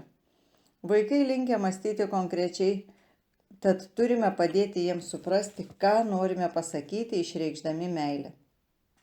Žodžiai "aš myliu tave" įgyja didesnę reikšmę, kai vaikas susieja juos su jūsų meilės jausmu, o dažnai tai reiškia fizinį artumą. Sakykime, skaitote savo mažajam vakaro skaitinius. Toje knygelės vietoje, kuri sukelia vaikui šiltus meilės jausmus, glausdami prie savęs, švelniai jam ištarkite "myliu tave, branguti". Kai vaikas jau ims suprasti, ką reiškia jūsų žodžiai "aš myliu tave", galite sakyti juos skirtingose situacijose ir skirtingų laikų, kad jie sietųsi su pasikartojančiais įvykiais, kaip antai išlydėjimas vaiko į treniruotę ar mokyklą. Galite sujungti meilės žodžius su nuoširdžiu pagirimu to, kas jums patinka jūsų vaikelyje. Alisa, dabar jau pati auginanti 2 vaikus, sako: "Prisimenu, kaip mama kalbėdavo apie mano vešlius rusvus plaukus. Jos gražus komplimentai, kuriuos jį žerdavo man šukuodama plaukus prieš einant į mokyklą, buvo nuolatinė savęs suvokimo dalis. Po daugelio metų sužinojusi, kad mūsų rusvaplaukių nėra labai daug, niekada nesijaučiau blogai dėl to, kad esu viena iš jų. Mamos meilės komplimentai čia tikrai labai padėjo." Pagirimo žodžiai. Mes dažnai suplakame į vieną ir pagirimą, ir prisirišimą, o turėtume juos atskirti. Prisirišimas ir meilė išreiškia dėkingumą vaikui už patį jo buvimą, už tuos bruožus ir sugebėjimus, kurie sudaro to žmogaus visumą. O giriame vaiką už tai, ką jis atlieka, ar tai būtų jo pasiekimai, ar elgesys, ar protingas požiūris. Pagirimas, apie kurį kalbame, sakomas už tai, kas kažkiek priklauso nuo vaiko. Kadangi jūs norite, jog pagirimo žodžiai būtų nuoširdūs ir reikšmingi vaikui, turite atsargiai juos parinkti.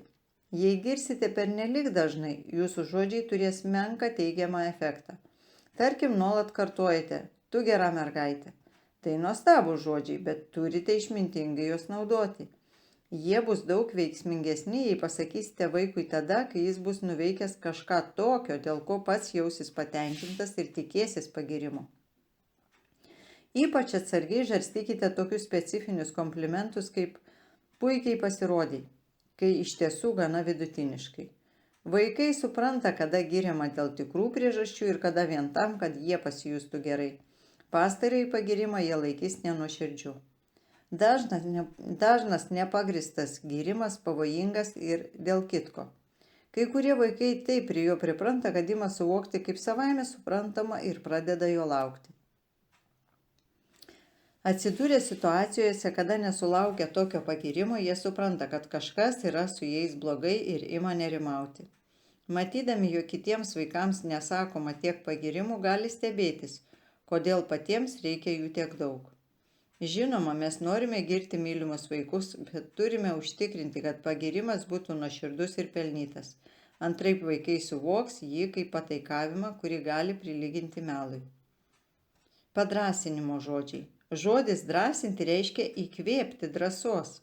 Mes stengiamės įkvėpti vaikams drąsos, kad pasiektų daugiau. Mažajam bet kokia patirtis yra nauja. Mokymas vaikščioti, kalbėti arba važiuoti dviračiu nuolat reikalauja drąsos.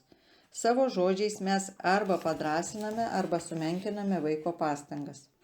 Logopedai sako, jog vaikai mokosi kalbėti pamėgdžiodami suaugusiuosius. Bet šie gali paskatinti tą procesą ne tik aiškiai ištardami žodžius, bet ir padrąsindami vaiką, besistengianti tarti tuos žodžius teisingai.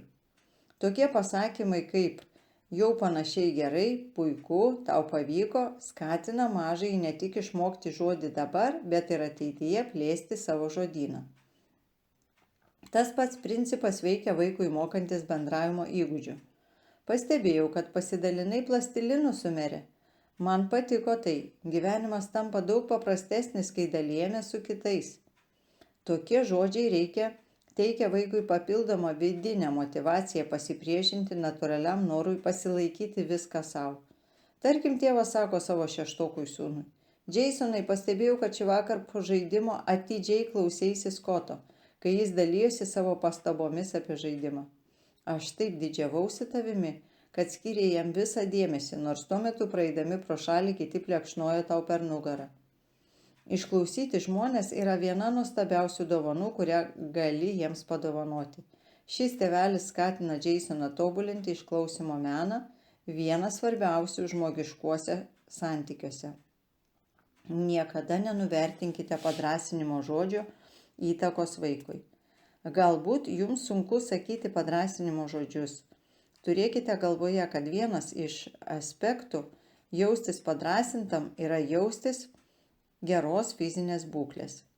Kad būtum džiaugsmingas ir gyvybingas, reikia energijos. Taigi mes, tėvai, turime stengtis būti kuo geriausios energijos, kuo geriausios fizinės, protinės, emocinės ir dvasinės sveikatos. Kai patys jaučiamės gerai, daug geriau sugebame padrąsinti vaikus. Jei šeimoje yra abu tėvai, jie turėtų drąsinti vienas kitą. Jei esate vienišas, turėkite patikimų draugų ar giminaičių, kurie įžiebs jums dvasinės energijos. Didžiausias vaikų drąsinimo priešas yra pyktis. Kuo labiau tėvai supykę, tuo daugiau pykčio išlies ant vaikų. Pasekmės prieš autoritetą ir tėvus nusistatę vaikai. Taigi natūraliai peršasi mintis, jog atsakingas tėvas ar motina padarys viską, kas jų galioje, kad nuslopintų pyktį, minimaliai sumažintų ir protingai suvaldytų. Patarlių knygos autorius išties buvo protingas. Švelnus atsakymas nuramina pyktį. Balso tonas labai lemia, kokia bus vaiko reakcija į tai, ką tėvai sako.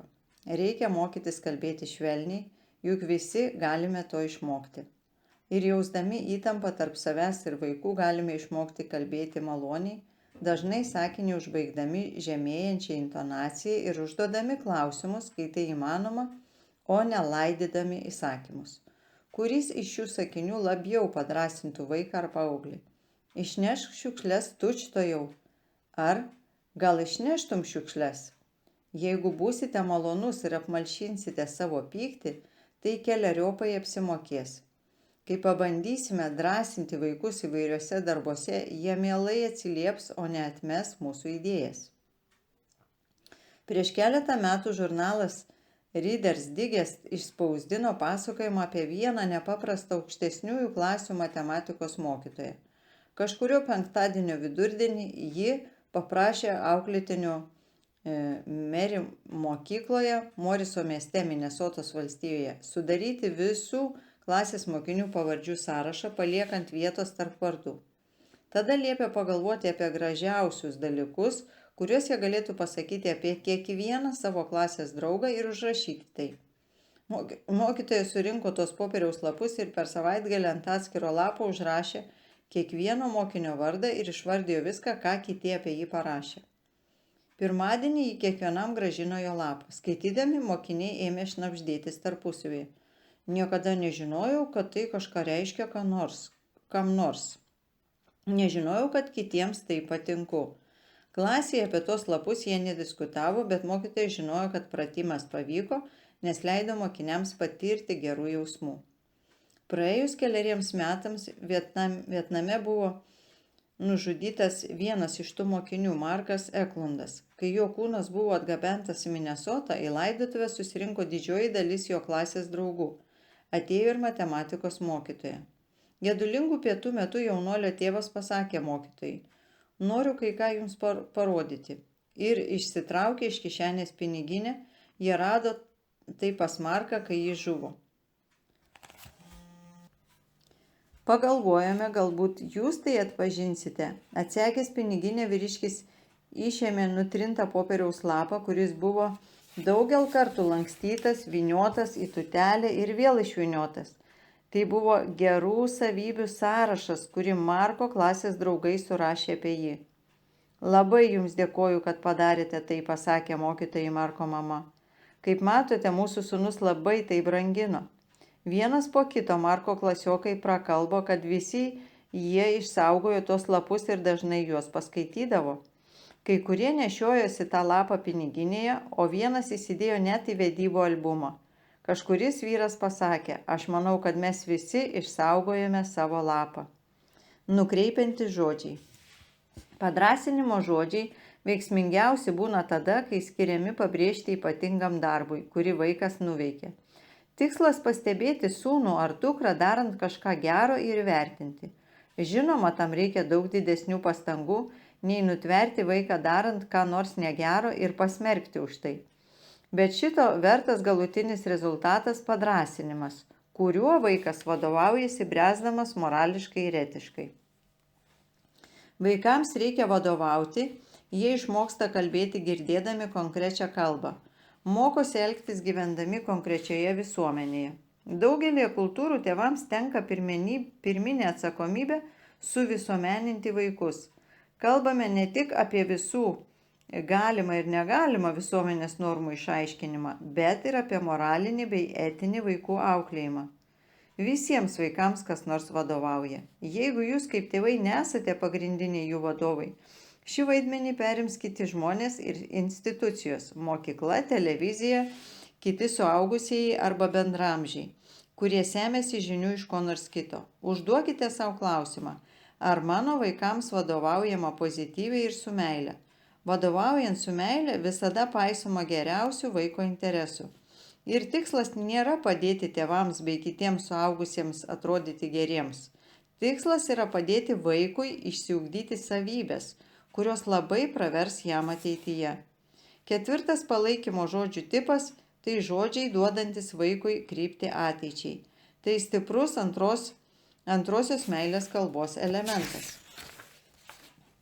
Pernelyg dažnai tėvai išsako teisingus dalykus, bet netinkamų būdų. Jie liepia vaikams laikytis atokiau nuo narkotikų, bet šiurkšti ir pikta kalbėsena išties gali pastumėti link narkotikų. Nurodymus reikia duoti pozityviai. Teigiama mintis, išreikšta neigiama maniera visada duos blogus rezultatus. Kaip pasakė vienas vaikas: tėvai rėkia ant manęs, liepdami man nerėkti.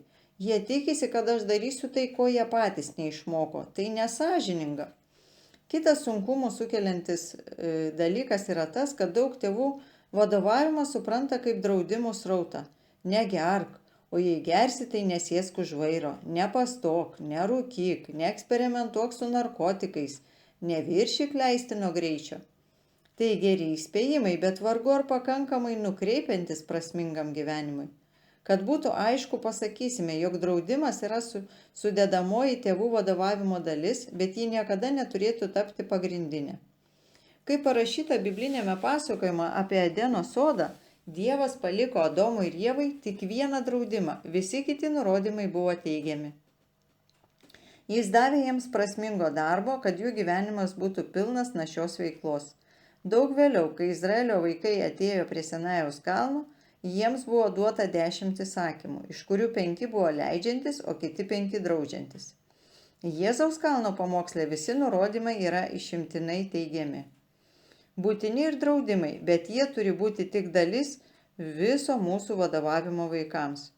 Aukščiausias yra meilės įstatymas ir mūsų vaikams labiau už viską reikia pozityvaus vadovavimo iš meilės. Jeigu sugebėsime nukreipti juos teigiamiems prasmingiams darbams, liks daug mažiau galimybių jiems tapti aukomis tų pavojų, kurių mes norime, kad jie išvengtų. Daug jaunuolių pripažįsta, jog pirmą kartą įsivėlė į narkotikus dėl to, kad nuobodžiavo. Su meile vadovaujantis tėvai labai paisys vaikų interesų, sugebėjimų ir teigiamais žodžiais, paskatinimais stiprins šiuos interesus. Iškeldami mokymosi tikslus, taip pat asmeninių santykių srityje tėvai turi išreikšti emocinę meilę, duodami pozityvius nurodymus savo vaikams. Ir draudimus galima išsakyti su meile.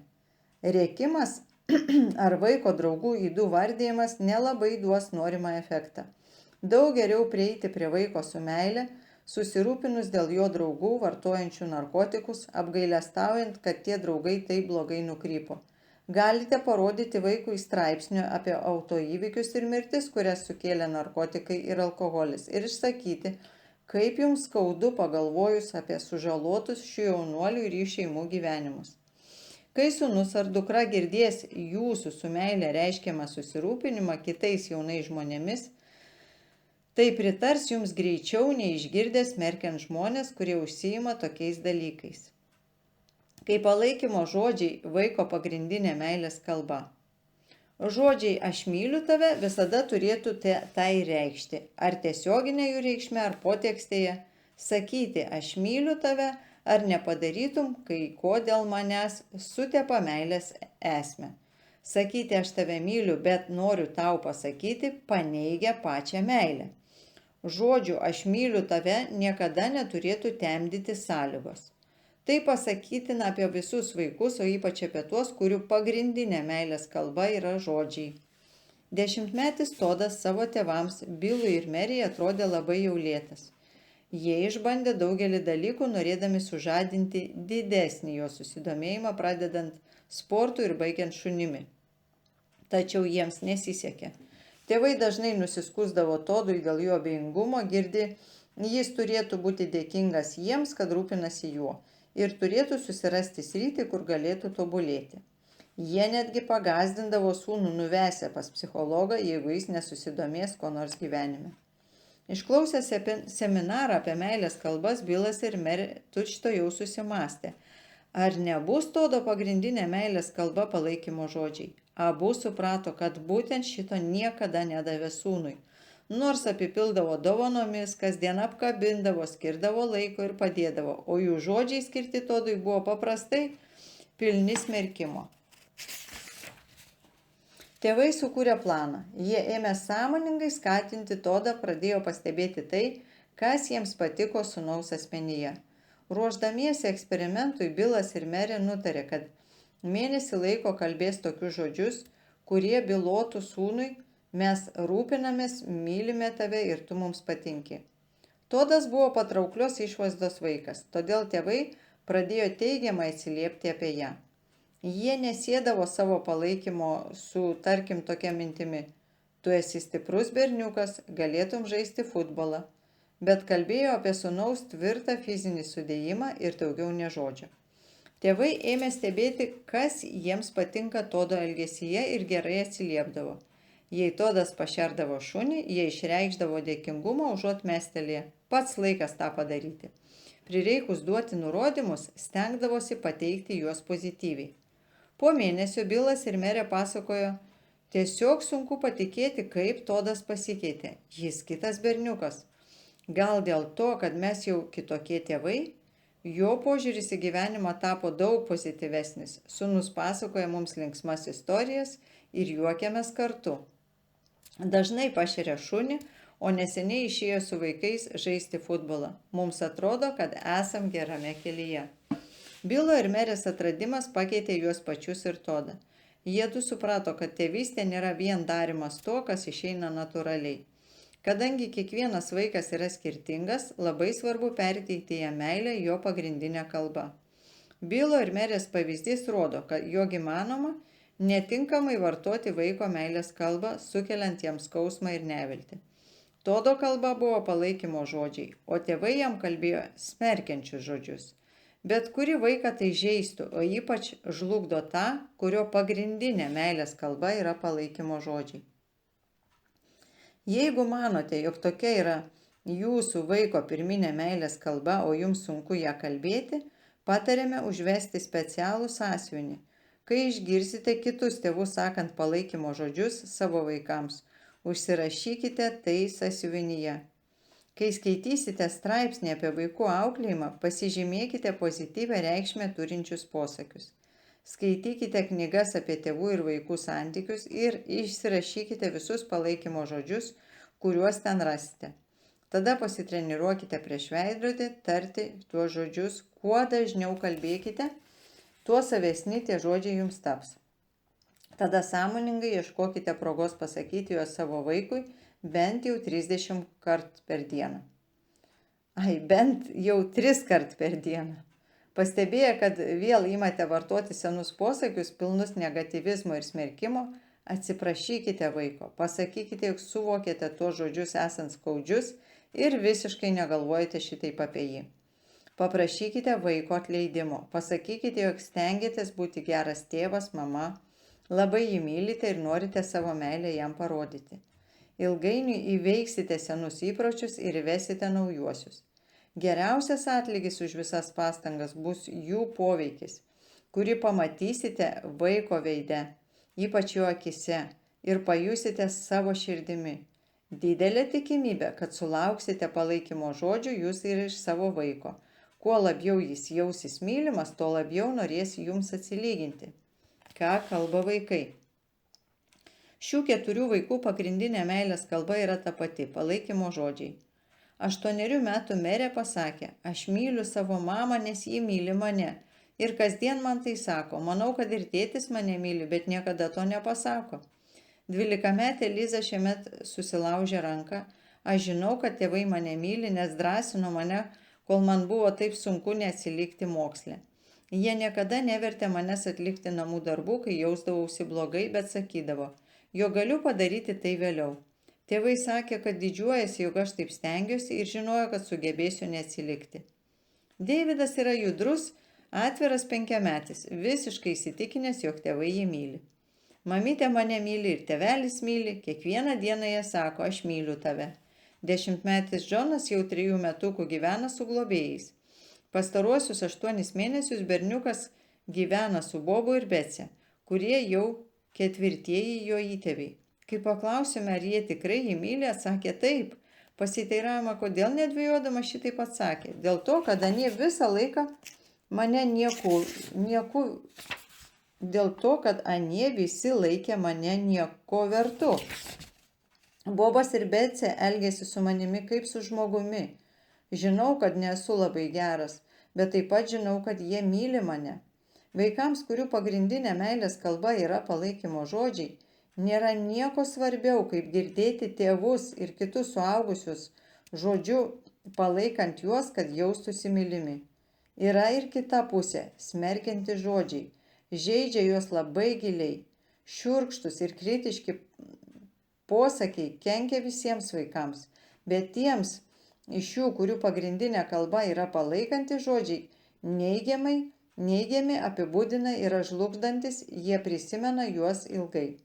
Todėl būtina, kad tėvai ir kiti svarbus vaiko gyvenime suaugusieji greitai atsiprašytų už blogus žodžius, kritiką ar šiurkščias pastabas. Nors iš atminties žodžių neištrinsi atsiprašymų, bet galima sumažinti jų poveikį. Jeigu supratote, kad naudojatės neigiamų bendravimo su vaiku pavyzdžių, galite paprašyti sutuoktinio įrašyti į garso juostelę keletą jūsų pokalbių su vaiku epizodų, kad galėtumėte paklausyti pats savęs. Tai labai išblaivo ir gali būti pirmojų žingsnių laužant blogą kalbėjimo įprotį. Pozityvus bendravimas yra labai svarbus tėvų ir vaikų santykiuose, todėl verta dėti pastangas ir senuosius įpročius pakeisti naujais. Tai atneš milžinišką naudą vaikui, o jūsų atlygis bus pasitenkinimo jausmas. 4 skyrius, meilės kalba numeris 3, kartu praleistas laikas. 4 metų Sara traukia mamą už kojos. Mamytė, eime žaisti. Dabar negaliu, sako Džini. Turiu baigti ruošti bulvių salotas. Užsimsiu su tavim po to. Eik pažaisti viena keletą minučių, o tada ką nors veiksime kartu. Po 5 minučių Sara grįžta maldaudama pažaisti su ja.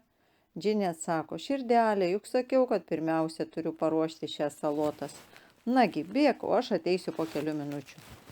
Sara išeina iš kambario, bet jau pat vėl sugrįžta. Galiausiai bulvių salotos jau paruoštos ir mama su dukra žaidžia drauge. Džinė žino, jog tas pats scenarijus pasikartos rytoj. Ko galime pasimokyti iš šio pavyzdžio? Labai galimas daiktas, jog Sara rodo, kad pagrindinė jos meilės kalba yra laiko leidimas su tėvais. Tai, kas iš tiesų verčia mergaitę jaustis mylimą, yra mamos sutelktas visas dėmesys jai. Tai jai taip svarbu, kad vis grįžta pas mamytę. Džinį dažnai tokie nuolatiniai prašymai įkyri. Jei prašoma atkakliai ir gana ilgai, mamai gali trūkti kantrybė. Ir ji pasiųs Sarą į kambarį pabūti vienai, būtent to dukra ir nenori. Kągi daryti mamai, galvoja Džinė. Ar įmanoma mylėti vaiką ir atlikti savo darbus? Atsakymas be abejo yra taip. Vienas iš būdų to pasiekti yra išmokti vaiko pagrindinę meilės kalbą. Jeigu Džinė būtų skirusi Sarai 15 minučių prieš pradėdama ruošti salotas, turbūt ramiausiai būtų jas pagaminusi. Kai mažojo meilės rezervuaras tuščias ir vienintelis jį užpildysiantis dalykas yra dėmesys, vaikas padarys viską, kad gautų, ko jam reikia. Net jei vaiko pagrindinė meilės kalba nėra laiko leidimas su tėvais, daugelis trokšta visiško tėvų dėmesio. Iš tikrųjų, dažnai vaikiškas blogas elgesys būna pastangos išsikovoti laiko su mama ar tėčiu. Pastaraisiais metais daug kalbama apie laiką leidžiamą kartu, ypač daugėjant šeimų samdančių auklės ir esant tiek daug vienišų mamų tėvų. Vis dėlto, nors daugiau žmonių kalba apie laiką su vaikais, didžioji dalis vaikų to visiškai nepatiria. Net tikrai mylimi vaikai gyvena su tuščiais emocijų rezervuarais ir atrodo, nedaug tėvų žino, ką daryti. Laiką leisti kartu tai reiškia atiduoti vaikui absoliučiai visą dėmesį.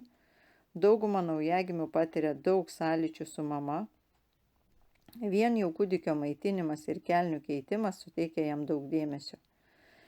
Be mamos globos savo dalį atiduoda ir tėčiai, tai kai būna namuose ir seneliai bei kiti giminaičiai. Vaikui augant, skirti jam laiko tampa vis sunkiau, nes iš tėvų tai pareikalauja tikro pasiaukojimo. Lengviau yra apipilti vaiką fiziniais prisilietimais ir palaikančiais žodžiais, nei skirti jam laiko. Nedaugelis iš mūsų turime užtektinai laiko atlikti visus darbus, kuriuos privalome ir norime atlikti. Skirti vaikui laiko gali reikšti, kad turime atsisakyti tam tikro prioriteto, kuris mums yra aukščiausias. Kai vaikai pamažu tampa jaunuoliais, dažnai jie pareikalauja dėmesio, kai mes, tėvai, būname išvargę, skubame arba emociškai tam nenusiteikę. Laikas ir dėmesys vaikui yra tėvo buvimo su juo dovana. Tai jam sako, tu esi svarbus, man patinka būti su tavimi. Tai leidžia vaikui jausti, kad jis savo tėvams yra pats svarbiausias žmogus pasaulyje. Jis jaučiasi tikrai mylimas, nes jo tėvai visiškai priklauso jam. Būdami drauge su vaikais, turite nusileisti iš jų fizinio bei emocinio išsivystymo lygio. Kai jie mokosi šliaužėti ir jūs galite sėdėti ant grindų. Kai vaikai žengia pirmosius žingsnius, turėtumėte būti netoliese ir raginti juos. Kai jie jau žaidžia smėlio dėžėje ir mokosi mesti ar spirti kamuolį, būkite ir jūs ten. Kai jų pasaulis prasiplečia iki mokyklos ir visuomeninių pareigų, išlaikykite ryšį su vaikais. Kuo vyresnis vaikas, tuo sunkiau tai padaryti. Ypač norint skirti laiko asmeniškai kiekvienam ir išlikti vis platesnės jų veiklos dalyvių. Buvimas kartu. Svarbiausia, leidžiant laiką kartu yra ne pats faktas, o tai, kad kažką veikiate būdami drauge. Kai 7 metų Natano paklausė, iš kur jis žino, kad tėtis jį myli, berniukas atsakė, jis veikia ką nors su manim, valome mašinos kėbulą arba plauname visą automobilį. Kad praleistumėte kartu laiką, nereikia nuvykti į kokią nors ypatingą vietą, bet kur galite parodyti visą dėmesį ir dažnai nuostabiausia būti kartu namuose, kai liekate vienas su vaiku. Rasti laiko pabūti su kiekvienu iš savo sūnų ar dukterų nelengva, tačiau būtina. Visuomenėje, kur vis daugiau žmonių linkę būti stebėtojais, o ne dalyviais, tėvų dėmesys vaikams juos svarbesnis. Daugelėje šeimų vaikai mieliau praleis TV serialą, nei galimybę pabūti su tėčiu. Vis didesnį įtaką jiems daro tai, kas vyksta už šeimos ribų, todėl vaikams reikia būti stipriems, o tai gali padaryti asmeniškas laikas su tėvais. Prireiks tikrai nemažų pastangų, kad rastumėte vietos tokiam laikui savo dienotvarkėje, bet tai bus investicija į ateitį jūsų vaikų ir šeimos. Skirti laiko kiekvienam vaikui. Jeigu turite keletą vaikų, reikia rasti laiko pabūti vienu su kiekvienu iš jų. Tai nelengva, bet įmanoma. Štai Suzana Wesley, išauginusi 10 vaikų, per savaitę jis skirdavo po valandą laiko kiekvienam iš jų. Trys jos sūnus, Samas, Džonas ir Čarlis Wesley, tapo poetais, rašytojais ir pamokslininkais. Čarlis parašė keletą himnų, kurie tapo krikščioniškos bažnyčios klasika. Šalia to, kad motina padėjo jiems išmokti abėcėlę, rašyti ir matematikos, ji išmokė juos mandagumo, gerų manierų, taupumo, įdiegė moralinės vertybės. Tais laikais, kai moteris turėjo mažai galimybių lavintis, savo dukroms jis suteikė puikų išsilavinimą. Kartą ši išmintinga motina pasakė savo dukrai Emilijai: visuomenė neduoda jokios galimybės moterims tapti išsilavinusioms, vėliau Emilija tapo mokytoja. Mes nepritarėme visoms jos idėjoms apie vaikų auklėjimą, bet žavimės, kaip Suzana nustatė savo prioritetus šeimos atžvilgių ir jų laikėsi. Apsisprendimas skirti dėmesį vaikams nulėmė tos vertybės ir prioritetai, kuriuos jūs kaip tėvai nutarėte branginti ir įskiepyti savo namuose. Teigiamas akių kontaktas. Dėmesys vaikui tai ir malonus, mylintis akių žvilgsnis. Su meile žiūrėdami vaikui į akis perduosite meilę iš savo širdies į jo širdį. Tai stiprus būdas. Studijos parodė, kad dauguma tėvų akių kontaktą pirmiausia naudoja neigiamams signalams perduoti arba priekaištaudami, arba duodami labai aiškius nurodymus.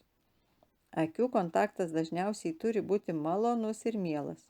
Jei tokiu žvilgsniu žiūrite į vaiką tik tada, kai patinka jums, patenkate į sąlygiškos meilės spąstus. Tai gali pakenkti vaiko asmenybės raidai. Jūs norite perduoti pakankamai besąlygiškos meilės, kad vaiko emocijų rezervuaras būtų pilnas, o būdas tai padaryti tinkamai naudoti akių kontaktą. Kartais šeimos nariai nežiūri vienas kitam į akis, tarsi tuo baudžia. Tai žiauru, sutuoktinis ir vaikai niekada neužmirš tokio destruktyvaus elgesio. Ypač vaikai akių nusukimą į šoną interpretuoja kaip nepritarimą, o tai savo ruožtų griauna jų savigarbą. Neleiskite, kad meilės vaikų išraiška kontroliuotų tai, ar jis patinka jums tuo momentu. Jūs turit nuolat duoti meilę, nepaisant nieko, nei vaiko elgesio, nei kitų aplinkybių. Dalymasis mintimis ir jausmais. Laikas būnant kartu skiriamas ne vien aktyviai veiklai, jis skiriamas ir tam, kad geriau pažintumėte vaiką. Leisdami laiką su sūnumi ar dukra suprasite, kad natūraliai išsirutulioja geras pokalbis apie viską, kas svarbu ir gyvenimiška. Filas Briksas, ilgametis pedagogikos profesorius, Kalifornijos seminarijoje labai džiaugiasi laiko investuoto žaidžiant golfą su sūnumi dividendais. Mano sūnus nebuvo itin kalbus, kol nepradėjome reguliariai žaisti golfą. Briksų porelė tėvas su sūnum dažnai beeidami į aikštelę pasikalba apie žaidimą, įvairius golfo niuansus, bet netrukus prieina prie kitų gyvenimo temų, rodydamas, kad įmesti tritaškį į krepšį arba perduoti futbolo kamuolį, kaip nuplauti automobilį ar netgi išmazgoti indus, tėvas dažnai sukuria atmosferą, kurioje jis ir vaikas gali kalbėtis apie svarbesnius dalykus. Rimti pokalbiai. Tai pokalbiai, kai tėvas atskleidžia ką nors iš savo praeities, galbūt papasakoja vaikui apie draugystę su jo mama arba diskutuoja moralės ir dvasinę temą. Toks vadinamasis rimtas pokalbis stipriai veikia vaiką emociškai. Tai tarsi sako jam, mano tėtis pasitiki manim, jis rūpinasi laiko mane svarbių asmenių ir myli. Mama padėdama dukrai nusipirkti pirmuosius akinius arba ypatingą suknelę šokių vakarui, gali užsiminti, kaip kažkada baiminosi dėl savo išvaizdos. Pokalbis suartina jas ir padeda dukrai suprasti savo vertę, kuri nepriklauso nuo išvaizdos. Vaikai niekada neišauks, vaizdžiai tariant, poreikio rimtai pasikalbėti su tėvais ir kitais suaugusiais žmonėmis. Dalymasis mintimis ir jausmais yra audinys, iš kurio padaromas gyvenimas. Jei vaikai išmoks bendrauti tokiam lygyje, šitai labai pravers jų pačių santykiams ateityje, neišskiriant ir santuokos. Tai išmokys juos, kaip kurti draugystę ir bendrauti su darbo kolegomis. Parodys, kaip išsakyti savo mintis ir perteikti pozityviai bei apgalvotai gerbent kitų idėjas. Duos pavyzdį, kaip nesutikti, nebūnant nemaloniam. Kadangi kalbėdamėsi su jumis vaikai išmoks daugiau, nei jūs kada nors suvoksite, labai svarbu, kad skirtumėte laiko naudingiams pokalbiams, nepaisant jų amžiaus. Jeigu apsiribosite vien vaikų elgesio taisymu, jie niekada nesuvoks pozityvaus ir sutelkto dėmesio svarbos. Geriausias laikas pradėti pokalbį su jaunesnio amžiaus vaiku yra prieš einant gulti, kai jis tampa ypač atidus, galbūt dėl to, kad mažai kas trikdo jo dėmesį, kai reikia eiti į lovą. Kad ir kokia būtų priežastis, vaikas įdėmiai klausosi ir reikšmingą pokalbį užmegzti daug lengviau. Istorijų pasakojimas ir pokalbiai. Visi vaikai mėgsta istorijas. Puikus būdas įsileisti rimtus pokalbius su sūnumi ar dukra yra skaityti jiems istorijas. Paverskite tai ritualu, nes jis padės išlaikyti atvirą ryšį su vaikais, kai jie taps paaugliais. Skaitydami ar perskaityti istoriją, galite padaryti pauzę ir leisti vaikui susivokti, ką jaučia išgirdęs apie aprašomus įvykius ar veikėjus. Ir tada pasikalbėkite apie juos. Tai labai svarbu, nes daug jaunuolių šiandien atrodo nesupranta, jog jų elgesys susijęs ir su jausmais. Kadangi retas suvokia savo jausmus, tai ir nesugeba kontroliuoti elgesio. Kai skaitote istoriją apie žmogų, kuris išgyveno nusivylimą, galite pakalbėti su vaiku apie jo paties patirtą nusivylimą ir su tuo susijusi liūdėsi, pyktį ar dar ką nors. Labai rekomenduojame šiuos neabejotinai naudingus pokalbius. Gaila, kad nedaug jaunų žmonių supranta, kaip susidoroti su savo blogais jausmais, ypač pykčiu. Šio supratimo stoka yra pirminė priežastis griebtis narkotikų, nepadorių seksualinių santykių, nukreiptam prieš autoritetą požiūriui ir elgesiui atsirasti. Daug metų praktikuoti šilti ir artimi pokalbiai prieš einant gulti. Subtilus dalymasis jausmais gali padėti užkirsti kelią daugeliui didžiausių gyvenimo bėdų. Šiltas ir artimas, lengvas ir paprastas ritualas einant gulti tiesiog priešingybė rūpesčių užsuktam pasauliui, kuriame gyvena tėvai. Kad pasisektų įgyvendinti šį tikslą, reikės išdėstyti prioritetus ir pasipriešinti neatidėliotinų reikalų tironijai.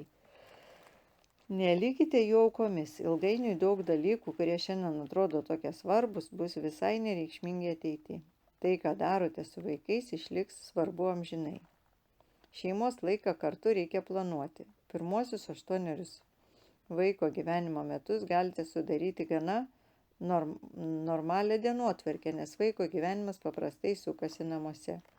Bet jam augant, vis dar įsitraukiant į veiklą už namų sienų, reikia daugiau pasukti galvą planuojant visos šeimos susibūrimus. Priešingų atveju jų išvis nebūtų. Štai porą idėjų.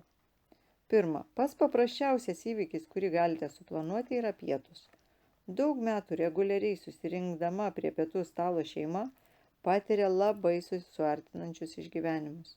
Visi žinome, kad yra šeimų, kur išverdamas puodas valgio ir kiekvienas atskirai pavalgo, kada pareina namo. Žmonėms, kuriems pažįstamas šiltas ir tvirtas jausmas, atsirandantis šeimai, reguliariai pietaujant kartu, tai atrodo kaip chaosas. Tik tėvai sudaro šeimos dienotvarkę ir nusprendžia, kas ją gali suardyti. Kai kurios šeimos sugeba susėsti kartu ir prie pusryčių stalo. Galbūt jūs galite kartą per mėnesį valgyti priešpiečius drauge su vaiku. Antra, pamastykite apie išvyką su nakvyne. Berni ir jos sūnus Džefas išsiruošė į tokią išvyką kartą per 3 mėnesius. Paprastai jų kelionė užtrunko valandą laiko. Jie įsikuria stovyklavietėje, pasistato palapinę ir 1,5 paros praleidžia niekieno netrukdomi kartu. Alison su 12 metų dukra Britney eina pasivaikščioti vakarais 2 kart per savaitę, o jos vyras tuo metu sūnaus padedamas plauna indus ir turi laiko pabendrauti kaip tėvas su sūnumi. Tai tik kelios idėjos. Atminkite, kad planuojant šeimos laiką nereikia atmesti spontaniškumo. Visada galite pakeisti planus, jei norite, kad neplanuodami pamatysite, kad mažai laiko praleidžiate su vaikais. Susitikimus su kitais žmonėmis pasižymėkite kalendoriuje, kodėl to nepadarius su savo vaikais. Tuomet jie įvertins šį faktą, kad laiką su jais branginate taip, jog pasiryžtate pasakyti ne kitiems užsiėmimas. Ir dar vienas planavimo privalumas yra tas, kad mokote vaikus planuoti savo laiką. Pasiruošti susitikimui tai ne vien pasižymėti dieną ar valandą kalendoriuje. Planuoti laiką kartu reiškia paruošti save. Jei grįžtate į namus po įtempto darbo, jums reikia atsipalaiduoti nuo dienos streso, išmesti iš galvos mintis apie darbą ir nukreipti dėmesį į namus. Pažįstame keletą draugų, kurie sustabdo automobilį netoli namų ir keletą minučių skiria maldai. Suraskite, kas jums padėtų atsipalaiduoti ir nurimti, kad nepritrūktumėte energijos, kurią turite duoti vaikui. Jei negalite nusiteikti pokalbiui prieš sugrįždamas į namus, kartu su sutuoktiniu skirkite laiko savo prieš tai, kai imsite bendrauti su vaikais. Gal jums paprasčiausiai reikia persirengti patogiais drabužiais, atsidaryti kolos ir pavaikščioti po kiemą, prieš susitinkant su šeima. Kuo guvesnis būsite pats, tuo daugiau sugebėsite duoti šeimai. Kai vaiko pagrindinė meilės kalba yra kartu leidžiamas laikas. Jeigu jūsų vaiko pagrindinė meilės kalba yra laikas skirtas jam, galite būti tikras dėl vieno dalyko. Negaunant pakankamai dėmesio ir laiko su tėvais, jį grauš nerimas, kad tėvai jo nemyli. Alanas dirba gaisrininku kas 3 parą, o laisvą dieną kartu su bendradarbiu dažnai dažo namus. Norėdami papildomai užsidirbti, jo žmona Elena naktimis dirba slauge, o dienomis miega. Kai abu dirba naktį, su vaikais 8 metų Jonathanu ir 6 metų Debra būna senelė. Alanas ir Elena susirūpino dėl Jonathano, kuris ilgainiui nutolo nuo tėvų. Neseniai Elena draugiai guodėsi. Kai stengiamės įtraukti sūnų į pokalbį, jis neatsako. Mažesnis jis buvo labai kalbus, kol nelankė mokyklos ir aš visą laiką buvau namuose, mudu beveik kasdien eidavome į parką. Jis nuolat čiauškėjo ir tryško gyvybę. Dabar jis taip pasikeitė, kad aš nerimauju, jog kažkas yra blogai. Alanas šito nepastebi, nes nepraleido tiek laiko su Jonathanu, o aš matau didelį skirtumą. Elenos draugė Rožė buvo ką tik perskaičiusi knygą 5 sutuoktinių meilės kalbos ir prisiminė skyrių apie tai, kaip meilės kalbos susijusios su vaiku elgesiu. Rozė davė Elenai tą knygą manydama, kad jo galbūt padės jiems su Jonathanu. Po poros savaičių Elena papasakojo Rozė, perskaičiusi knygą, ir manau, kad jau žinau, kokia yra Jonathano pagrindinė meilės kalba. Kai žvelgiu atgal į praeitį ir prisimenu, kaip jam patikdavo laikas, kai mes būdavome kartu, ir koks šnekutis ir patenkintas jis buvo, suprantu, kad viskas pasikeitė jam pradėjus lankyti mokyklą, o man dirbti. Manau, kad pastaruosius 2 metus jis išbadėjo meilės. Aš tenkinau fizinius jo poreikius, bet nelabai rūpinausi emociniais. Draugės kalbėjusi apie tai, kaip Elenai rasti laisvo laiko Jonathanui. Ji turėjo laisvalaikio vidudienį ir anksti vakare. Todėl nudirbdavo namų ruošos darbus, apsipirkdavo, kartais susitikdavo su draugėmis ir labai retai išeidavo su Alanu. Ji prižiūrėjo, kad Jonatanas paruoštų pamokas. Elena nusprendė, jog galėtų skirti valandą 2 kart per savaitę vien tik sūnui. Galbūt nusivesiu jį į parką, kur dažnai eidavome, ir man tai sugrąžintų malonius prisiminimus. Po 3 savaičių Elena pasakojo draugiai, tai veikia.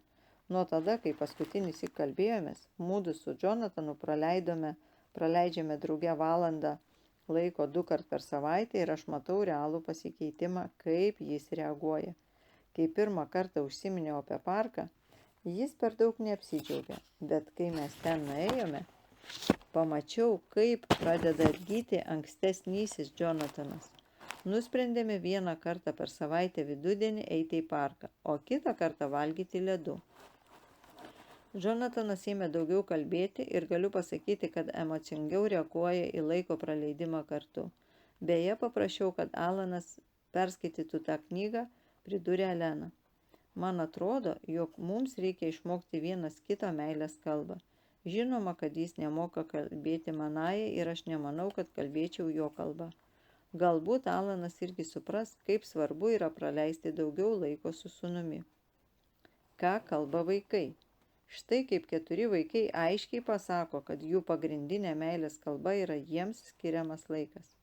8-metis Betani akise visą laiką šmėkščioja žiburiukai. Aš manau, kad tėveliai myli mane, nes mes kartu ką nors veikiame. Kartais visa šeima užsiimame ko nors, net mano mažasis broliukas. Bet abu tėveliai žaidžia tik su manim. Paklausta, ką jį veikia su tėvais, mergaitė atsakė. Praėjusią savaitę tėvelis pasiėmė mane žvejoti. Nežinau, ar man tai patinka, bet tikrai mėgstu būti su tėčiu. Su mama ėjome į zoologijos sodą kitą dieną po mano gimtadienio. Labiausiai man patiko beždžionių namai. Mes stebėjome, kaip viena iš jų šlamštė bananą. Buvo juokinga. Džeremiui 12 metų. Aš žinau, kad tėtis myli mane, nes leidžia laiką su manim. Daug dalykų mes darome kartu. Jis nupirko bilietus į visas Wake Forest futbolo sezono rungtynes ir mes nepraleidžiame nė vienerių. Žinau, kad ir mama mane myli, bet su ja neleidžiame daug laiko, nes ji dažnai nekaip jaučiasi. 10 metų Frenkis sako, mamytė myli mane. Ji ateina pažiūrėti, kaip aš žaidžiu futbolą, o po žaidimo einame užkasti. Nežinau, ar mane myli tėtis. Jis sakė, kad myli, bet paliko mus, niekada jo nematau. Minoli, 16 metų pasakė, iš kur aš žinau, kad tėvai myli mane? Daugiausiai iš to, kad jie visada man padeda. Galiu kalbėti su jais apie viską. Žinau, kad jie supras mane ir stengsis padėti išmintingai apsispręsti. Man trūks jų, kai po 2 metų išvažiuosiu mokytis į kolegiją. Bet žinau, kad jie ir tada bus pasiruošę man padėti. Tiems vaikams, kurie trokšta, kad tėvai skirtų jiems laiko ir visiems kitiems tėvų skiriamas dėmesys yra būtinas veiksnys užtikrinantis, kad jaustųsi mylimi. Kai leidžiate laiką su sūnumi ar dukra, sukuriate prisiminimus, kurie išliks jiems visą likusį gyvenimą. Jūs juk norite, kad vaikai kuo daugiau mielų prisiminimų pasiimtų iš metų praleistų jūsų namuose. Prisiminimai išliks geri ir keliantis dvasią, kai jų emocijų rezervuaras bus visada pilnas. Jūs kaip tėvai galite tai padovanoti vaikams ir užtikrinti jiems pusiausvyrą, stabilumą ir laimę visą likusį gyvenimą.